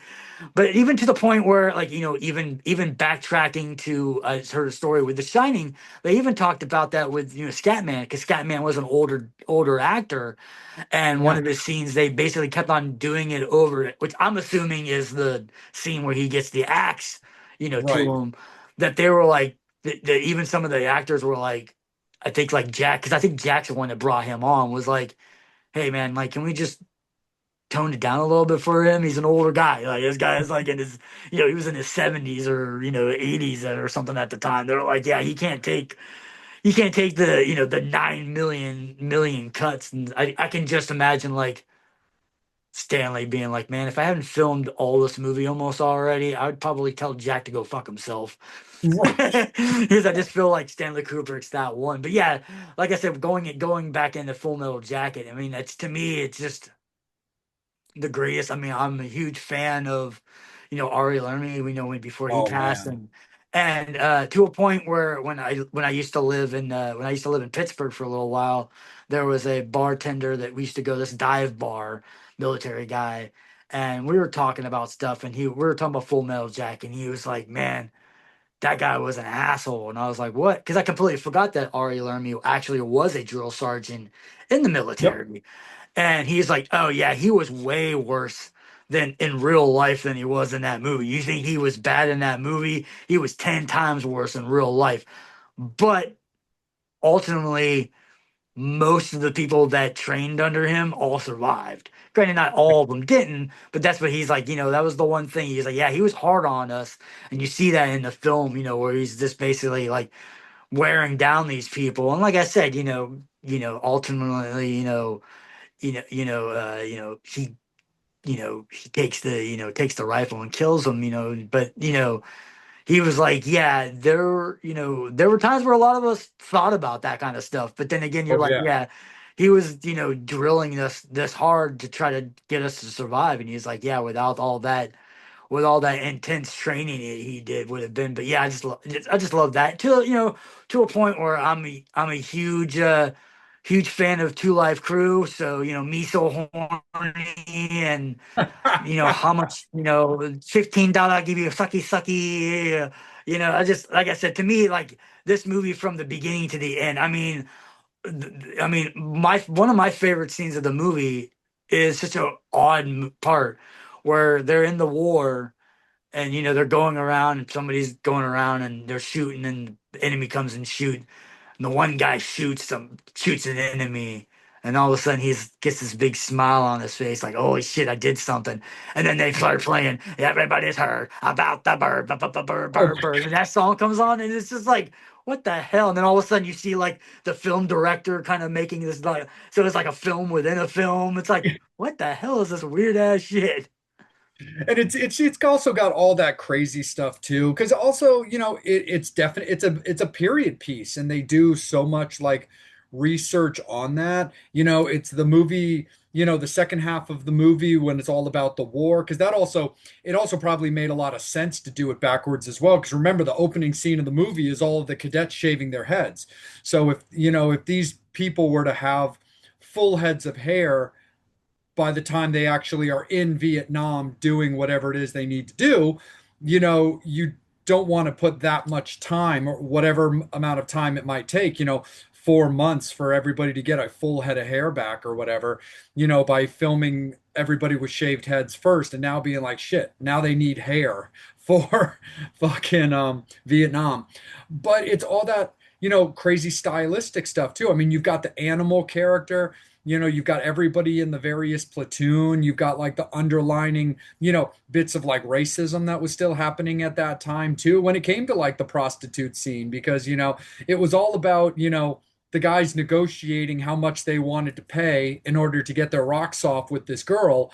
But then you had Animal be like, no, no, no, I'm not going to follow up, a brother, I'm Or not even doing her, to begin with, tubuku, tubuku. He's this. like, He's like, nah, man, this he's is like, I don't know what you've heard about, but this, brothers, black brothers. He's like, what are you saying? He's like, oh, you're saying you guys pack too much meat. He's like, nah. He's like, we pack a little bit, but this isn't too much. This is that full-on Alabama black snake. Like, I mean, just amazing terminology as well. But no, just little stuff like that where it's like, look, man, you have all this problem of following up this brother getting his rocks off and being like, you know, this brother sloppy seconds. Be like, look, this girl's already been turned into every fucking backwards inside out outfit long before you ever got to this brother. So I think you can get over yourself there, Mr. Animal. But I mean, the movie's so great. I love this movie as a whole from start to finish. And I also think that there's two sides of this movie as far as fandom. You get the people that are really, really into the Vietnam part of the movie. You have people who are really into the boot camp part of the movie. And then, of course, you get people who just love the movie as a whole. You and me, we both love this movie as a whole. I find myself gravitating a little bit more to, the boot camp part of the movie, the first half of the movie myself. I think that also has a little bit to do, and it also might even just be from the stuff I really like in Kubrick's movies. I find that I always am very into just psychological parts of movies. Not that there's not psychological value all over the Vietnam part, but even just with Vincent's character, who of course, we don't get him for the second half of the movie, but you're watching his mental health declining out of stress and everything, even though he starts gaining, for lack of a better term, some of, Arlie Ermey's respect as Arlie starts realizing that he's actually a very excellent marksman. And despite the fact that he's just beating on him for the whole movie, like, his weight and the fact that he's not an athlete and that, that he's, fluffy compared to all the other guys, which, if anybody's familiar with another one of Devil's favorite movies and Adventures in Babysitting, Vincent, he was a pretty chiseled, strong dude at Well, one point. yeah, yeah. I mean, He had those to eat a movies. few of those jelly donuts in Yeah, order to those get his movies came out role. at the same time, and he was packed. They even made a joke of, he talked about that. There's an interview with Vincent talking about it where, they wanted him to like gain some weight, and he's like, okay, he's like, what, 20, 30 pounds, and they figured 20, 30 pounds is still gonna make Vincent D'Onofrio look like he can beat every one of those guys' asses up. So that's why he had to gain 70 pounds. He gained 70 pounds for that film.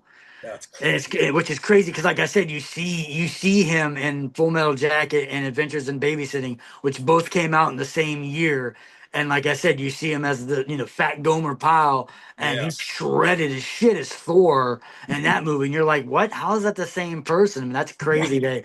that he went. And then like I said, ultimately, like I said, that's what kind of him obviously doing it. Like to me, like I said, there'd be no hesitation. You know what I mean? If they needed me to gain 70 pounds or lose 70 pounds, you get to work with Stanley Kubrick. You know what Oh I yeah. mean? Because that's basically how it was, where Modine was basically saying, "Hey, I'm doing this." He's a name dropping. He's like, "I'm doing this small film over in England with Stanley Kubrick." He's like, It's like, huh? "Holy shit! Like what? Like yeah, yeah." So like I said, he put in some audition tapes and got the part of Gomer Pyle. But yeah, I just love that the beginning of that. Yeah, it was basically like where are you from? You're from Texas. Oh, only steers and queers come from Oh Texas. man, that opening monologue, dude, Just when he's even to shredding the all the recruits. yeah, even to the this is my rifle, this is my gun, this is for shooting, this is for fun, all the banter and songs that they do. I mean, even to the point where like even in the very beginning of them going to Vietnam, the guy in the helicopter just shooting everybody, get some, get some. Like I just love, yeah, like I said, this movie is like it's so crazy to the point where like you get to the the sniper that's killing everybody, and all of a sudden he shoots him, Joker shoots him, and you find out it's like a young girl, and they're like and Adam Scare's like fuck her. Yeah. Seriously, and even to the point too, like right when they get to Vietnam, where Joker's like comrade gets his camera stolen by the Vietnamese, like, you know, shoplifters or thieves or Yeah, whatever. And then after they steal the camera and he tosses it to his colleague before they make their getaway, he just busts out these really just like random martial arts moves that seem to have nothing to do with anything. yeah. And I don't know if it's for the concept of like, well, if you are going to try to get your possession back, then you're going to have to fight me for it. And because even in the very next scene when they're kind of like making fun of it, they're kind of like poking light at it. They're like, yeah, this guy had some really weird, like, I guess he really had his martial arts down, as they're just kind of walking. And I'm like, yeah, but there seemed to have been no real context to that movie. It kind of reminded me a lot of Dodgeball when Ben Stiller's character gets thrown out of the the girl's house, when Vince Vaughn's character shows up, and he like, it's over between us, and he snaps his finger and Michelle shows up on the little scooter, and he just simply jumps on the back of the scooter and flips them off, and they kind of take off. It just gave me that, it always gave me that, those Full Metal Jacket vibes of something just so bizarre that have don't it doesn't change the plot or have anything, it doesn't add or take away from the story in any way, shape, or form. It just seems so random and bizarre. But anyway, yeah, and then just like getting back to the first half, before we continue on, is like, I just have always loved the overall breakdown. I mean, the improvisation that is well documented that Arlie had when it came to cussing out the cadets and giving them their names, and you know just breaking them down all the way through. I just always found that to be really interesting. The idea of the soap scene when it's like basically the colleagues all just like banding together to teach a lesson to this guy because they're tired of being punished for his fuck ups, which again they address in that movie when Arlie's basically like, look, this is what it's coming down to, guys. I am now making it that you guys are accountable for him not becoming a good soldier. So now every time he fucks up, I'm punishing you guys. Doesn't matter what he does, you guys are going to feel the wrath. You know, Yeah, I mean, it's crazy too, because I remember my dad telling me a story of basic training where there was a guy that didn't want to wasn't too keen on being in the shower. So a bunch of the guys basically did the same kind of thing. They took him, tied him up, brought him into the shower, and everybody that was there basically used like a scouring Brillo pad and just like scraped the shit out of the guy. So it's like, yeah, things like, I mean, like I said, things in the military was like that. You know what I mean? If you got to realize, man, every time Gomer Pyle was fucking, Gomer was, fucking up, it yeah. was the rest of the platoon, the ones that had to do like run an extra 30 miles or do 700 more push ups and all that. It's already hard enough to do your regular basic training. Now you're doing this extra training because of this guy. And eventually you're going to go. you're gonna fuck up. So like that kind of stuff, like I just love that, that scene. It just basically kind of shows you stuff that actually does happen in the military, where it's like, yeah, you start fucking up enough, man, you're it's going against, your comrades and your friend and your buddies, and not you. You're over, like I said, he's just sitting there eating a donut, Yeah. sucking his thumb, and that's all he's got to do. Right, seriously. He's walking with his pants down, sucking his thumb, and everybody else has to like do jumping jacks or run and all that kind of stuff. But that movie's so awesome. Right there with you, brother. It's definitely very much high up as my favorite military movie, if not my favorite military movie. But now we're going to get into some interesting conversations for the last couple of breakdowns, as we're going to jump up about a decade to not only Kubrick's next movie that we're going to discuss, but technically his last movie. And again, we have a follow-up to that as well, which will be a very cool collaboration breakdown that we get to discuss. But we jump up to the late 90s as we talk about Eyes Wide Shut, where this is Kubrick's last movie because unfortunately he passed that year as well. And it's starring at that time the power couple of Hollywood in Nicole Kidman and Tom Cruise. And again, it also has that very interesting character that I had mentioned back in Lolita of Lily's character, of this just incredibly sinister young character who always smiles and always looks happy, despite the fact that there's like trafficking involved. But anyway, Eyes Wide Shut is a very, very interesting design of a movie. Very, very Kubrick. The storyline behind it is very, very unique, but again, very, very Kubrick as it deals with basically, for lack of a better term, like sex cults. Yeah, I mean, to me, like I said, I wouldn't put this as my favorite Stanley Kubrick movie, obviously, but I put it up there only for multiple reasons. And one reason because it starts off with the Nicole Kidman just naked throughout the whole beginning of the movie. I'm like, I got to give Stanley Kubrick props just to see freaking Nicole Kidman's ass like in the very beginning of the movie at least a couple times. And then, ultimately the last word of the whole entire movie is Nicole Kidman saying fuck, which Right. is like to me, I'm like, oh, okay, this movie right now is the greatest film ever made just because of that. Yeah, it's just a cool concept, but it's at the time where, I was still much into Tom Cruise, you know what I mean? Yeah. Before I knew all about like the batshit crazy stuff and the Scientology stuff and all that kind of Yeah. stuff. I was like, always big, huge fan of his, as far as like, Top Gun and, all those films and stuff like that from the 80s and stuff like that. So, yeah, so I was like, okay, it's just a cool concept because it's just like, this kind of like rich doctor that's just getting bored with his life and stuff like that and just goes out and goes to to something that he shouldn't go to and sees stuff that he shouldn't see. As yeah, I just love this because it's all this like secret society of like what do rich people do? Well, rich people have fight clubs, or rich people have this kind of stuff. Well, rich people have like orgies at their houses with prostitutes and crazy shit where it's just like that when he gets into that goes to that. I mean, first of all, like the biggest mistake in the entire world in this movie was him just going to this fancy ass thing in a freaking cab. Like Yeah. who shows up in a cab when you're supposed to be blending in with these multi-billionaires that all have like limousines or freaking helicoptering in and shit like that. So they make fun of them in in the movie about it too. But it's like, yeah, but yeah, I just love the whole concept of like what people who kind of get bored with their lives. Like, what do rich people do when they're bored with their lives? They go out and they do weird shit and.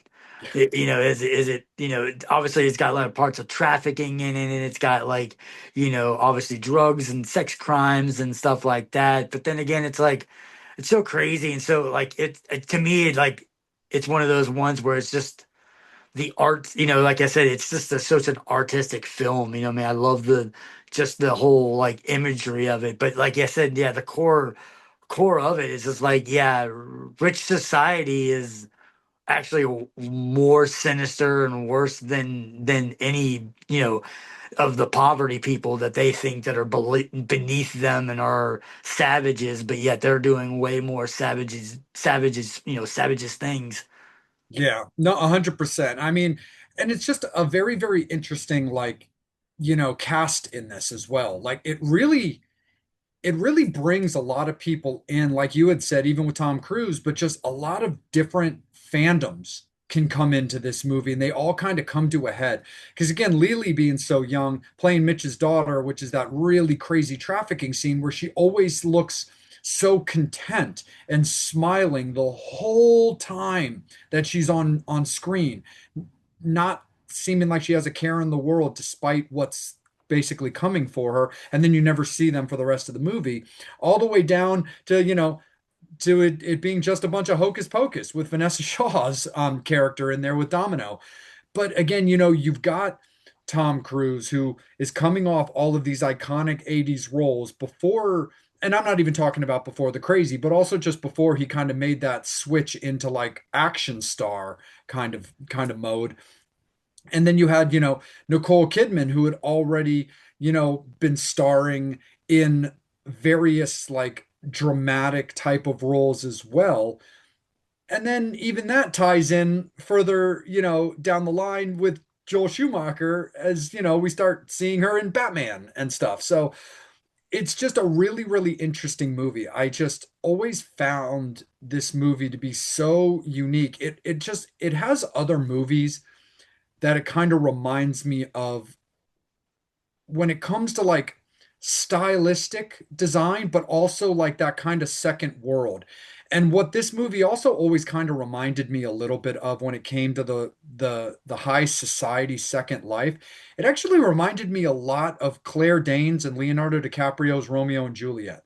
Because when you would see those scenes, with the masquerade balls and just the high societies, because they're, these two powerful families that don't see eye to eye, but it was just the idea of like the look that society, like how people get along or even how they don't.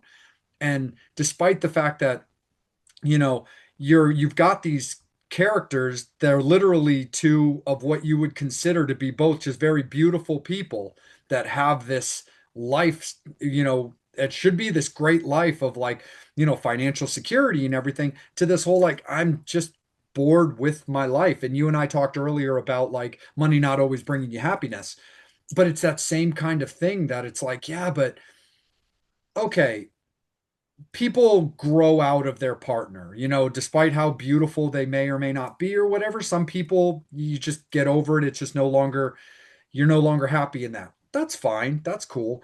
But it is kind of interesting where I always found like, yeah, but the desire of such a weird secondary society, that's what ultimately brings you stuff. We had mentioned Rob Zombie, and like, you look at something like, some of the things like, you know, like Lords of Salem, or, just other movies that have that kind of like secondary world, that like crazy, creepy society where you're either fully in as a part of it or you're just not and you're trying to escape it.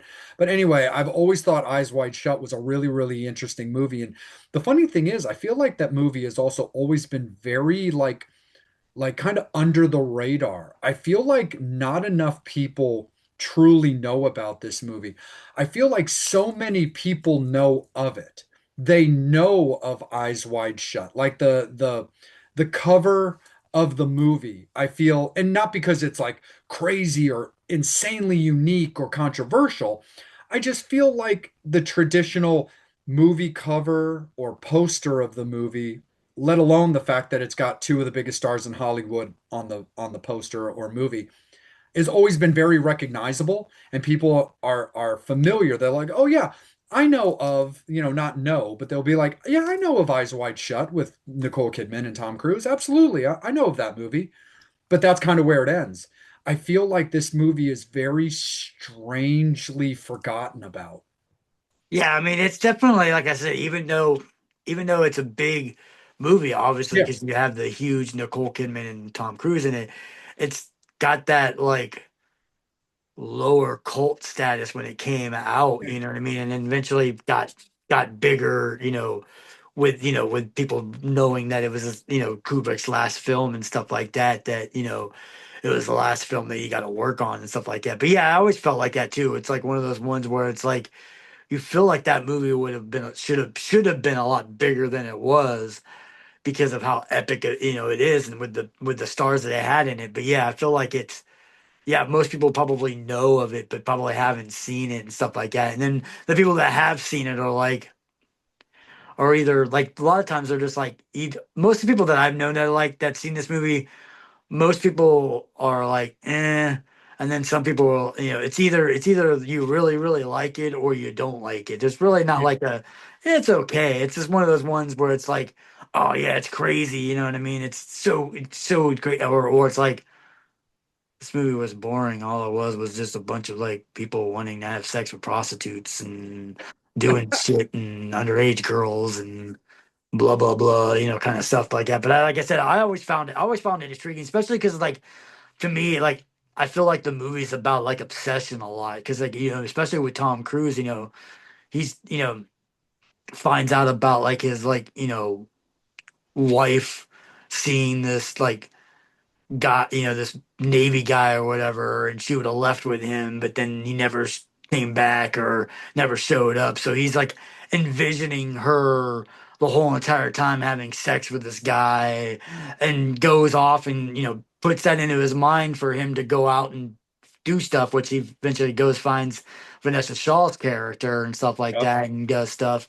But it's like all this, pushed you to it is just your imagination of your wife being with this other person, that he's automatically going to go and cheat now because he feels like his wife cheated even though she didn't actually do anything. He's just envisioning her going out and doing all this stuff, and then ultimately gets that cock block call, and which in retrospect you find out later on that that was probably the best thing for him, because you find out Vanessa Shaw's character had gotten AIDS, so Yeah. he came really close to to getting more than likely getting contracted with it. So it's like one of those ones where you're like, yeah, even the girl when she's saying it, because like she, the roommate assumes that they had sex, you Yeah. know what I mean? Because of him paying her and stuff like that. But she was like, "Yeah, I should probably tell you this that she got it. So you might want to basically like might want to get tested." And he's obviously we know and he knows that they didn't have sex, but he was like, "Man, I almost go lost my life or definitely lose good things because of this decision that I wanted to do." But yeah, to the point like even in the movie when he goes to society, they're basically like you know, he gets caught. They're basically gonna, take off all your clothes. What? They're basically gonna like, expose him and do all this kind of stuff. And then you figure out that the girl that saves him is the girl that, he saved at his friend's party that was, ODing. And they're like, okay, yeah, so she's gonna let you go. Just don't do it. Then he keeps on looking more into it, and then goes more into it. And then they're like, you keep on doing this, you're gonna keep going. The team keeps on wanting to go into it more, and I'm like, you got, like I said, I was like, with him, especially when he's talking to his buddy about the society, it's like, yeah, I'm like, I know like I said, he's obviously like, him and Nicole Kidman's character in this movie. Obviously, he's a doctor, so he's got money, but the money that he's got is he's he's low on money. He's Yeah. not as rich as these guys. These guys are the elite of the elite. These guys are the multi-millionaires, the billionaires and stuff like that. Not saying that he couldn't join the society, because obviously it seemed like the guy was trying to push him into it a little bit when he was at his party and stuff like that and learn about it. But yeah, it's one of those ones where it's like, yeah, you're gonna keep on sticking your nose, man. How many warnings do you need? You think that these things happen, and you're finding out, that the girl who supposedly, saved his life, then she dies, and you find out that it would have been a drug, but then it wasn't, probably wasn't, and it's like, well, you know this, and they're gonna kill that girl just out of nowhere. What do you think they're gonna do to you or your family or your kids? You know what I mean? These are multi-billionaires, man. They'll make you disappear for no reason whatsoever. You think they don't want any of this kind of stuff coming back to them. And that's what he was, even the guy said. He's like, if you saw some of the people's faces that were there, if you knew the people that were there, you'd be shocked, because like I said, it probably is your president of the United States, your mayor of that city, you know what I mean? Your Saudi Arabian prince or something. Like, it's these doctors that, like, maybe like he's a doctor, but he's more of like your regular physician doctor. These are, I'm talking about like plastic surgeon doctors and stuff like that. Oh no, absolutely. And again, this movie's a really, really cool one. I definitely agree with you, Devil. It's not so much a middle ground movie. You either like it or you don't. I like this movie. I think it's great, but it definitely has that, again, it's part of that burn, and again, there's a lot of intricacies. There's a lot of things to kind of keep you dialed in. But at the same time, if you're not really like getting down on the story where you're like, well, just watching a bunch of elite people just trying to knock boots, it just doesn't potentially like really grasp you. It definitely is kind of a to each his own movie. But again, I always Yeah. thought Eyes Wide Shut was definitely a super cool one. And now to kind of close things out, it's we get to have a discussion that's not only incredibly relevant for the things that are going on nowadays, because I feel like these two letters are in every damn conversation I hear all day, every day now, but it's kind of the collab that we wish we got and never got, but we kind of got, but did we really get it? So let's talk a little bit about Kubrick and Spielberg as we close it out with a little conversation about AI. Yeah, so my first thought on this, for the longest time, until eventually like a couple years back, I saw an interview with the guy who wrote the story and all that stuff. I was like, fuck Steven Spielberg. Fuck this movie. Stanley Kubrick is rolling in his grave. There is no fucking way that Stanley Kubrick, the guy who did Clockwork Orange and Eyes Wide Shut and Full Metal Jacket, Shining, is making a fucking Disney Pinocchio story. Right. You know what I mean? So for the longest time, I was so against this film. And then I found out that people who have watched this movie, that the first 40 minutes of that movie and the last 20 minutes of the movie was all Stanley Kubrick's ideas that he'd been trying to do. He'd been trying to produce this movie for a while. And then eventually, he gave it this, he knew that at the time, this was like 20, 30 years ago, that the technology was not able to make the film. So he, always kind of held on to it. And then eventually he was making Eyes Wide Shut, and he knew he needed to do that. So he ended up eventually giving it to Steven Spielberg and saying, "Hey, I want you to do this. This is right." So, like I said, always knew this, that Steven Spielberg was going to do it. And I'm on a precursor with the fact that I'm not shitting on Steven Spielberg. I'm a still Steven Spielberg fan. But for me, when this movie came out was the time that I started hating Spielberg a little bit more, because he started going back, for things and for those that might know or might not know, he started going back into films like E.T.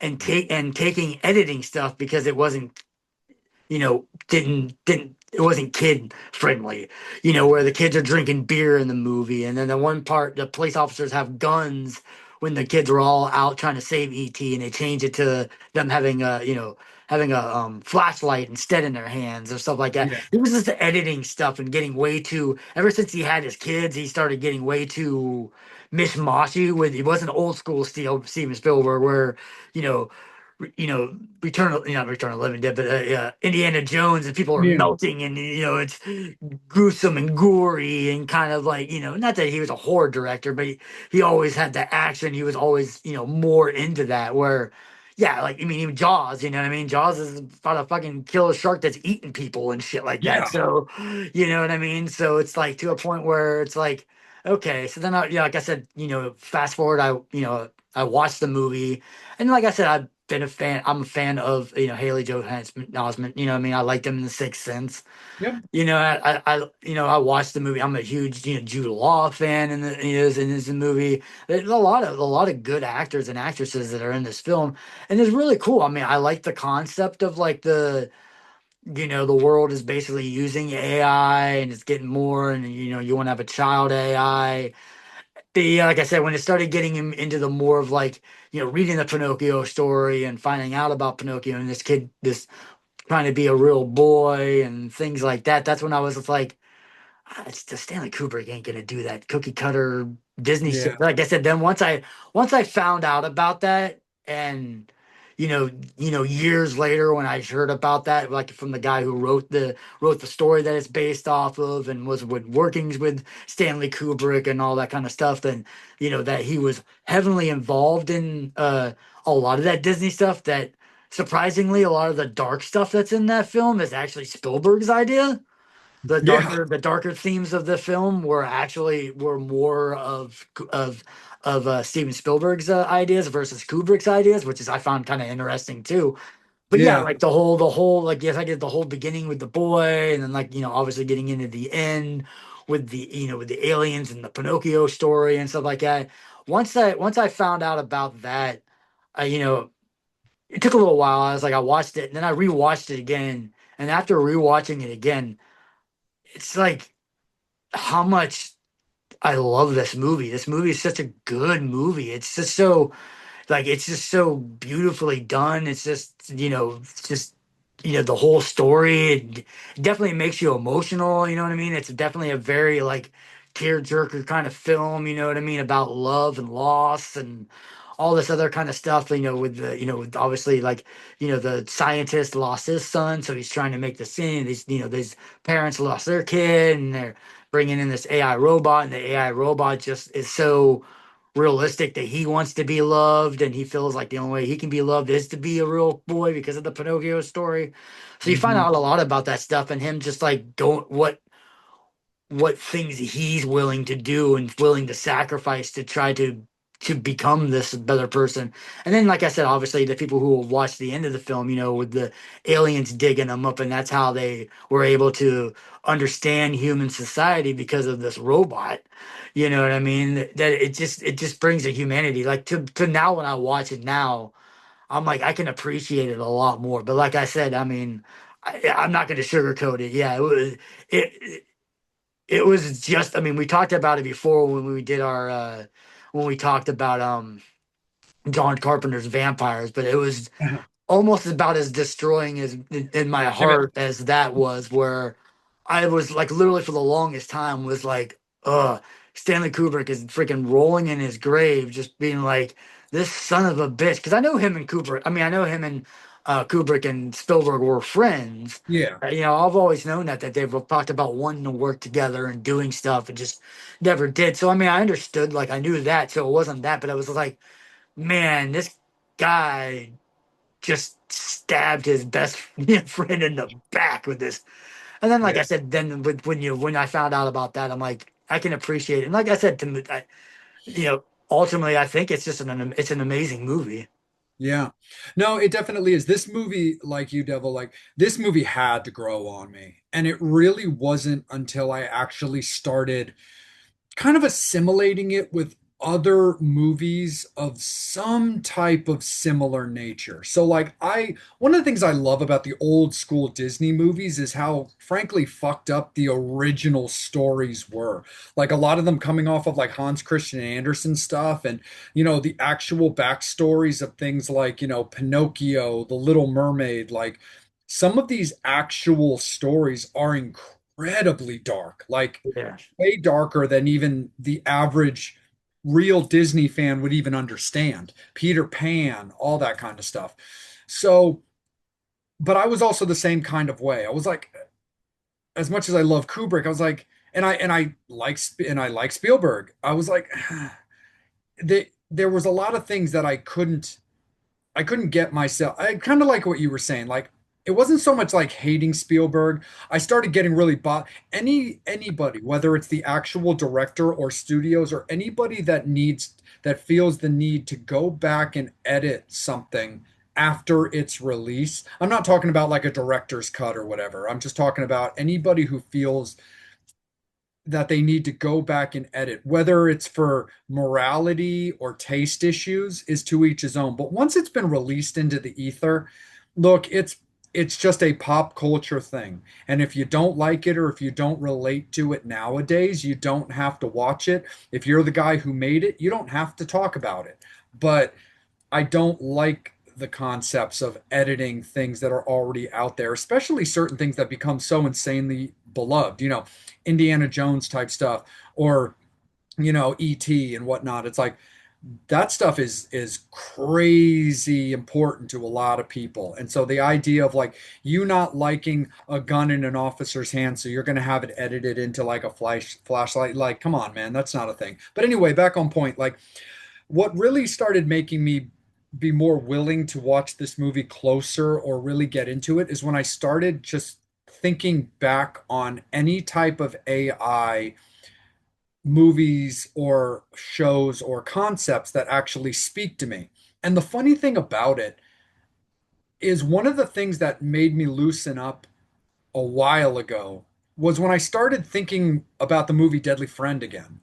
Long before we decided, before the Fangs and Infernos picked it for Alphabets of Horror D, is I've always liked that movie. But again, it was always kind of an under the radar movie because also for the longest time, you couldn't find physical copies of that movie. It was a very difficult movie to find and watch. But when I was able to kind of get my hands on and kind of revisit that movie, but also just other dark things, like with the Pinocchio story and realizing that Pinocchio itself is incredibly dark.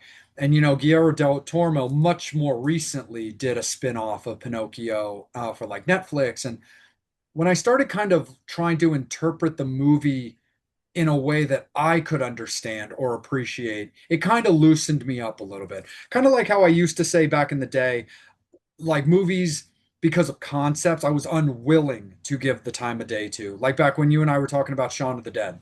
I was unwilling to give that movie any type of respect, despite the fact that George Romero had signed off and given it two thumbs up and come to its aid. I was just like, no, man, fuck these assholes who are like making fun, because that's how I thought of it, making fun of such a beloved, epic movie that started this genre. You know what? These people don't get it. They're fucking dicks. Then I kind of got over myself and kind of was willing to give things a try. It was kind of that same type of things. When I was able to like at least just tie in concepts involving AI with stuff that already translated to me or things I could understand, is when I kind of like was willing to give it a try. And it even took me a couple of watches to get all the way through it because it still took me, I was still adjusting. But yeah, just like you had said, the shots and the concept of the movie and the way that it was ultimately edited did make for a really, really beautiful like experience. And when I was able to be like, all right, let's go in with just a completely blank slate and let's just watch the movie for the sake of watching this movie. Yeah, Devil, it's definitely a movie where I started, I got the big picture. Yeah, yeah. I was like I said, this is one of those ones where like when you watch it, especially because like I said at the time of the internet and stuff like that, you didn't really, you didn't have it as much now where, you can Google or there's like 9 million videos of people talking about this stuff like that. It was kind of like word of mouth stuff where you're like, oh, this happened, this, you know, but I remember for the longest time, when Lane Stanley died from Alice in Chains. I remember going, oh man, let's screw Alice in Chains. I'm not gonna go see these guys. Blah blah blah blah blah. I don't care this new guy, whatever. Blah blah blah blah blah.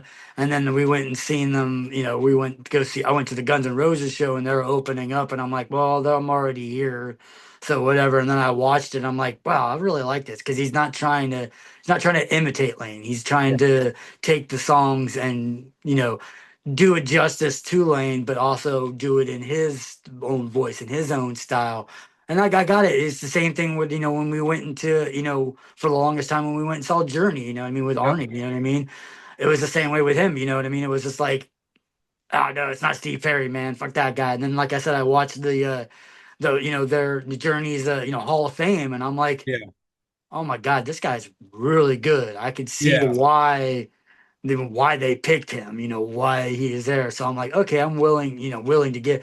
But like I said, at that, that beginning stages of the internet where you hear about certain stuff. I mean, like I said, I mean, even, whether it was factual or not, a lot of people believe that Marilyn Manson took a rib out so that he can give himself fellatio. And it was just a thing that was going around and everybody knew about it. But like I said, nowadays with technology now and Google and Wikipedia and TMZ and Facebooks and all that kind of stuff like that. If something comes out, even with somebody dying now or something like that, Yeah. you know what I mean? You're like, okay, maybe let me go look and see. Okay, this guy hasn't. No one on this page has said anything. No one's been on this. Are you sure? Okay, probably a hoax or whatever. But yeah, at that time, like I said, when it came out, it was more of like, I knew there was a project that Stanley Kubrick had been wanting to do for years, and a project that ultimately gave to Steven Spielberg. And like I said, you add in all those Disney aspects of it that you're so known, that Spielberg is so known to using in his movies, that stuff like that. So it was like, oh man, screw it. But like I said, yeah, it's like, yeah, I like it. Like I said, it's so cool. I love the ending with the aliens, and Mhm. they basically, he's like, we can recreate everything, but we can only recreate stuff that we have like the DNA from. And the teddy bear is like, oh, remember when you cut your mom's hair and the traumatic thing that happened, we can bring her back. And they were like, well, we can only bring her back for one day. And it's like, yeah, but still, even that, he decided that, you know he'll get her for one day, she'll fall asleep, and he'll just go to sleep and not wake up again.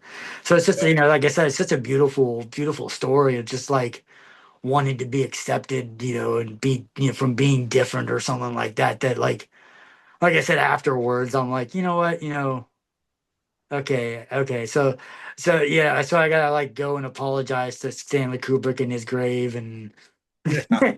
go and tell Steven Spielberg that I lifted all those death threats, and he's not number one on my kill list anymore. I dropped him off of there. I crossed him out with my lipstick, like Billy Madison, or like Oh yeah, yeah. Steve Buscemi with Billy Danny Madison. McGrath. Yeah. So yeah. So like I said, now But you watching. still want your money back for Vampires from John Carpenter Yeah, though. John Carpenter still owes me the money for that, and I'm gonna, inflation is gonna count. So yeah, I probably only paid like $3 or $5 at the time for that movie, but inflation is gonna count, and Yeah, and he owes you 25 now. trauma and heartache, and just pain and suffering. He's gonna owe me a little bit. A little more. Absolutely. Hell yeah, devil, for sure, my friend. So, Fangs and Infernos, that's the way it's gonna be. And of course, we really hope that you guys have enjoyed our breakdown of Stanley Kubrick's filmography. Of course, so many more things that he's been involved in. He actually still has live credits of upcoming stuff on things like IMDb. So there's definitely Kubrick infused things coming our way still to this day. But definitely hope that you guys have enjoyed this breakdown. I mean, Devil and I are very, very much Kubrick people, and it was great to get to have a breakdown of his work, just like we talked about at the top of the episode. The Stanley Kubricks, the Joel Schumachers, the Tim Burtons of the world doesn't necessarily mean that they are horror directors, but there's so many things that, infiltrate and are part of our subconscious as well as our love of film and are definitely unsettling enough that we always feel the need to discuss them with all members of this community. And Stanley is 100% in pop culture, icon, legendary status, that it was absolutely worthy of a discussion for me and Devil to dedicate an episode just to him. So let us know down in the comments there, Fangs and Infernos. We definitely want to hear about what your guys' favorite movies are. And keep an eye out soon enough as Devil and I post our respective top fives of our Kubrick favorite films, because you guys know that you always have that to look forward to anytime we talk about a director and all of their history. So that being said, also we want to take a second to always let you guys know about our beloved sponsors and partners. So please make sure that you guys are getting out there and supporting Mark and Lizzie at rockandhorror.com in the Vampire and Devil collab. That is our merch store on rockandhorror.com. We appreciate their courtesies, always looking out for us, and definitely make sure that you're not only attaching yourselves to our socials, but also are liking, following, and subscribing to theirs. Because whenever they put out discounts, they apply in our shop. So definitely shop in our store as well, because you can get those discounts for all of the stuff that they do as well. Of course, John Kozik and the Salem Witchboard Museum and the Witchboard Museum of Baltimore. And of course, Chris with the Airbnb that is now the Buffalo Bill House. These are amazing, museums. These are amazing experiences. Definitely make sure you guys are checking them out and supporting them to keep them thriving. Of course, Chris and Saren with Twisted Vines Home Decor and our beloved friends at Brutalities, who are always putting out great stuff. And congratulations to them on their recent 10-year anniversary. So, of course, make sure you guys are getting out there, liking, subscribing to all of those pages. But again, please make sure that you're liking, following, and subscribing to the Vampire and Devil podcast on YouTube, because that's where all of the new episodes come out. But of course, following our Facebook and our Instagram, because that's where a lot of our announcements and polls come out as well. So that is the way it's going to be for this ultra violent episode of Stanley Kubrick's work. Definitely make sure that you guys have yourselves a great one and check it out and let us know how you guys enjoyed it. Because, hey, look, this may be our rifle, this may be our gun, but this show is for you. Take care, Fangs and Infernos. We'll see you soon. Horns up. Fangs out.